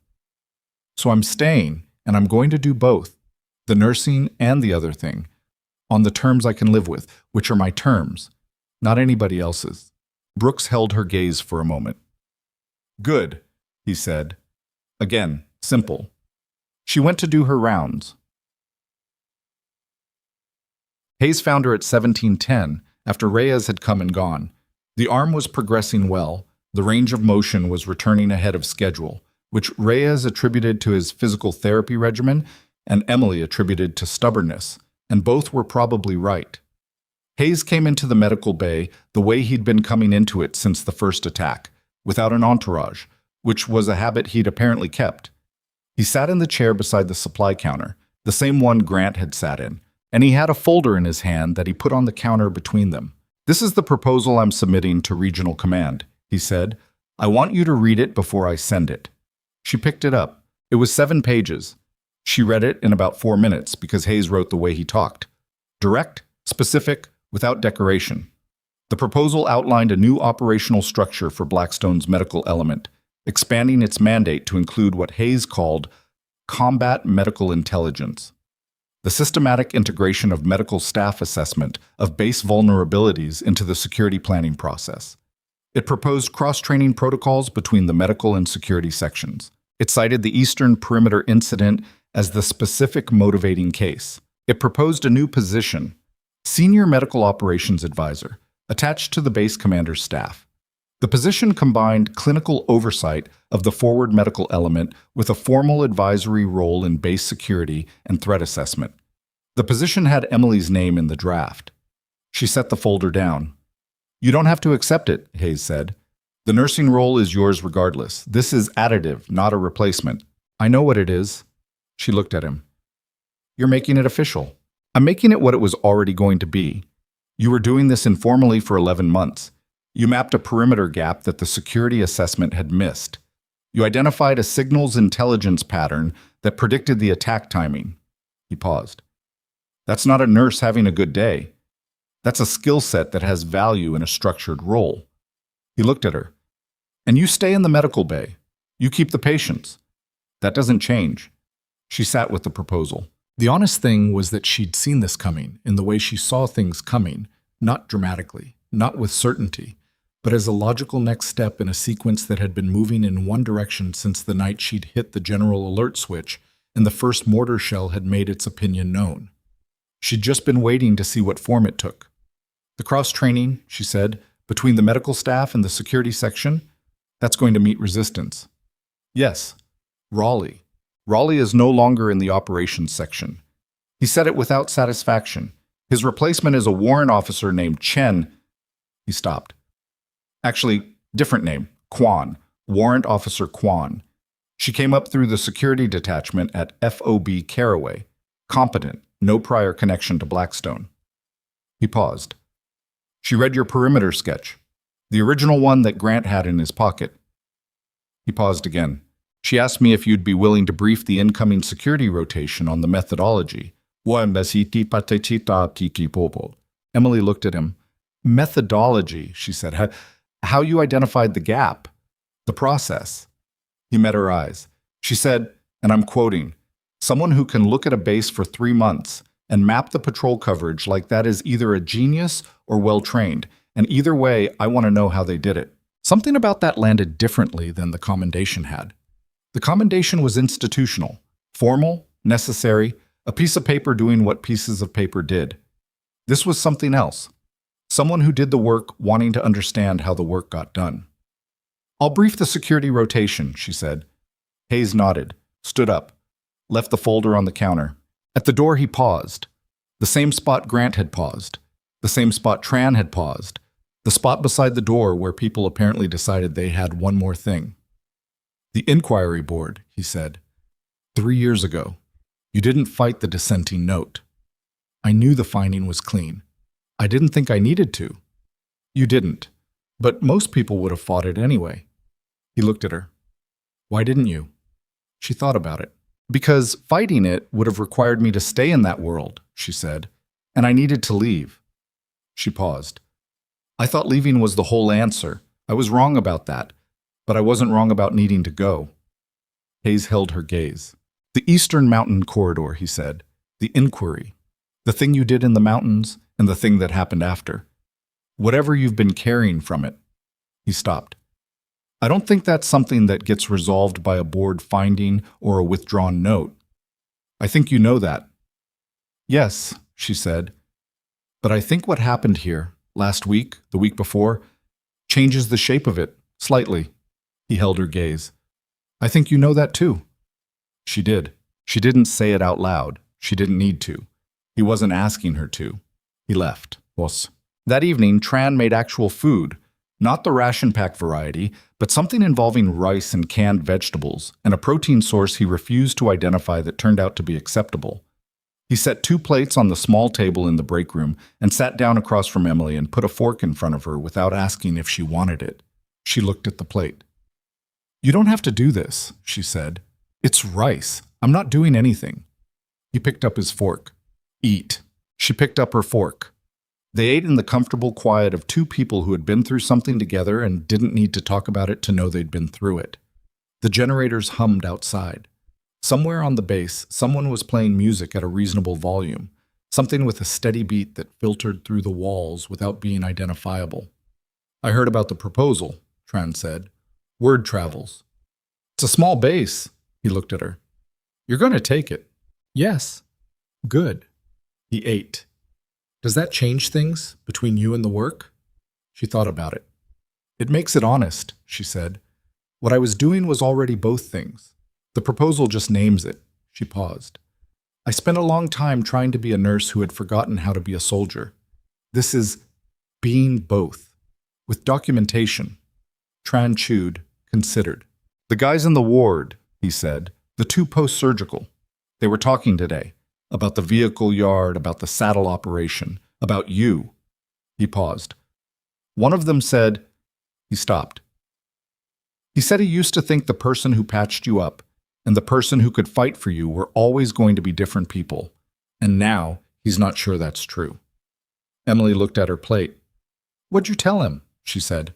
I told him I'd been watching you do both for 11 months, and I was still figuring out how. He paused. He said that was a good answer. She picked up the fork. It is, she said. 6 weeks later, on a morning that came in cold and pale over the eastern mountains, Emily Carter stood on the northern berm of Blackstone Forward Medical Base and briefed 12 members of the incoming security rotation. She had a copy of the original tactical sketch, reproduced from memory, again, because the original was in Grant's file, and he'd apparently kept it, pinned to a board beside her. She had the topographic overlay from Vasquez's section. She had the meteorological data and the approach analysis and the communications intercept timeline, all assembled into a 70-minute brief that Warrant Officer Kwan had reviewed and approved and added 2 slides to. The 12 soldiers in front of her ranged from a corporal who looked about 19 to a staff sergeant who'd been in the field for 10 years. They were looking at her with the particular expression of people who had been told something about the person briefing them and were now waiting to see if it matched. She didn't address that. She addressed the map. The eastern perimeter, she said, between OP4 and OP5. 3 months before the first attack on this base, I identified an 80-meter dead zone in the patrol coverage from this position. She pointed to the map. I reported it twice, through appropriate channels. It was not acted on. She paused. The gap was exploited in the first attack. Everything that followed, both attacks, the casualty count, the intelligence gained from the prisoner, traces back to that 80-meter gap. She let that sit. I'm not telling you this to make the former security chief look bad. I'm telling you this because it's the lesson. The lesson is that a gap is a gap regardless of who identifies it. A nurse, a private, a cook. The rank and role of the person who finds it doesn't change what it is. She looked at the 12 faces in front of her. When someone tells you there's a problem and you don't know who they are, or you don't think it's their lane, look at the problem first, then decide about the person. Nobody said anything. That's the brief, she said. Questions. The staff sergeant in the second row raised a hand. How did you identify the gap? He asked. In your first week. 3rd week, she said. And the short answer is, I looked at it the same way an attacker would. She paused. The longer answer is that I've had training that teaches you to look at terrain that way. But the method isn't complicated. You stand outside the wire and you ask, if I needed to get through this fence without being seen, where would I go? She looked at the map. The place that answers that question is the place that needs attention. The staff sergeant nodded, wrote something down. Kwan, standing to Emily's right, said, We're going to do a practical exercise along the northern approach at 1400. The methodology from the brief, we want to apply it to the current perimeter assessment and identify anything that needs addressing. She looked at Emily. Nurse Carter will walk the first section with the team. Emily looked at the northern berm, the mountains beyond. The dry creek bed she couldn't see from here but knew was there, 400 meters north, running in the direction of a saddle that was empty now, just rock and cold air, and the ghost of a prepared position that the intelligence section had photographed and cataloged. She looked back at the 12 soldiers. 1400, she said. Wear boots you can move in. That afternoon, walking the northern approach with the security rotation, Emily Carter did something she hadn't done in 11 months. She talked, completely, about how she'd been trained to look at terrain. Not the classified operational history. That wasn't hers to share and she didn't share it. But the methodology, the mindset, the specific discipline of looking at a place and seeing what it was instead of what it was supposed to be. The staff sergeant walked beside her for most of it, asking good questions. The corporal who looked 19 turned out to be 23 and former infantry and asked even better ones. Quan walked at the back of the group and said almost nothing, which was, Emily was beginning to understand, how Quan operated. She set things in motion and then watched what happened, which was a sensible way to run an intelligence-adjacent function. They walked the northern approach for 2 hours. They found 4 items that needed addressing. 2 were minor, sensor placement issues that a maintenance team could fix in an afternoon. One was a patrol timing gap that Quan logged immediately for the rotation schedule. The 4th was a natural observation point on a rock shelf about 300 meters north of the perimeter that nobody had been covering, that had a direct sight line to the communications array, and that Emily had been aware of for approximately 8 months. She'd meant to report it. She had not quite gotten there. She reported it now. The staff sergeant wrote it down. Quan wrote it down. Emily looked at the rock shelf for a moment and then looked at the base behind them. The perimeter wire, the generator housing, the medical bay with its high windows, all of it lit by the afternoon light in a way that made it look, briefly, like something that could be protected. She turned back to the group. "That's the 4, she said. "Tomorrow we do the eastern approach." The staff sergeant raised his hand slightly. "Same methodology?" "Same methodology," she said. "Different terrain." They went back inside. That night, Emily sat on the roof of the storage annex for the first time in almost 2 months. The coffee was better than usual. Tran had fixed the machine, or had found someone who could, and the improvement was significant enough to be worth noting. She sat with her knees up and the cup in both hands, and she looked at the eastern fence line in the dark. OP4 was dark, proper light discipline maintained. OP5 was dark. The gap between them, the gap she'd been looking at since her 3rd week that had been bothering her the way a loose tooth bothered you, was covered. She could see the new sensor package, a small box mounted on a post, and the additional razor wire that had been laid in the dead zone. She could see, if she looked carefully, the patrol that crossed that specific section every 40 minutes on the new rotation schedule. It looked exactly as it should look. She looked at the mountains. They were the same mountains. They'd been there before she arrived, and they would be there after she left, whenever that was, and they had no opinion about any of this, which was something she'd always found clarifying about mountains. The terrain had no stake. The terrain just was.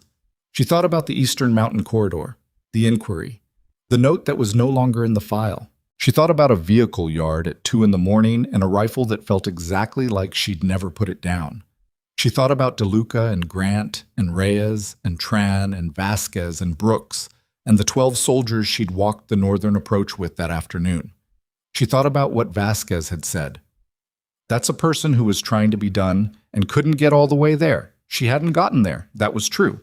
But sitting on the roof of the storage annex with the base quiet and intact around her, and the coffee warm in her hands, and the mountains where they'd always been, she thought that maybe the goal had been wrong, not done, not finished, not some resolved, settled state where the 2 parts of herself had stopped pulling in different directions.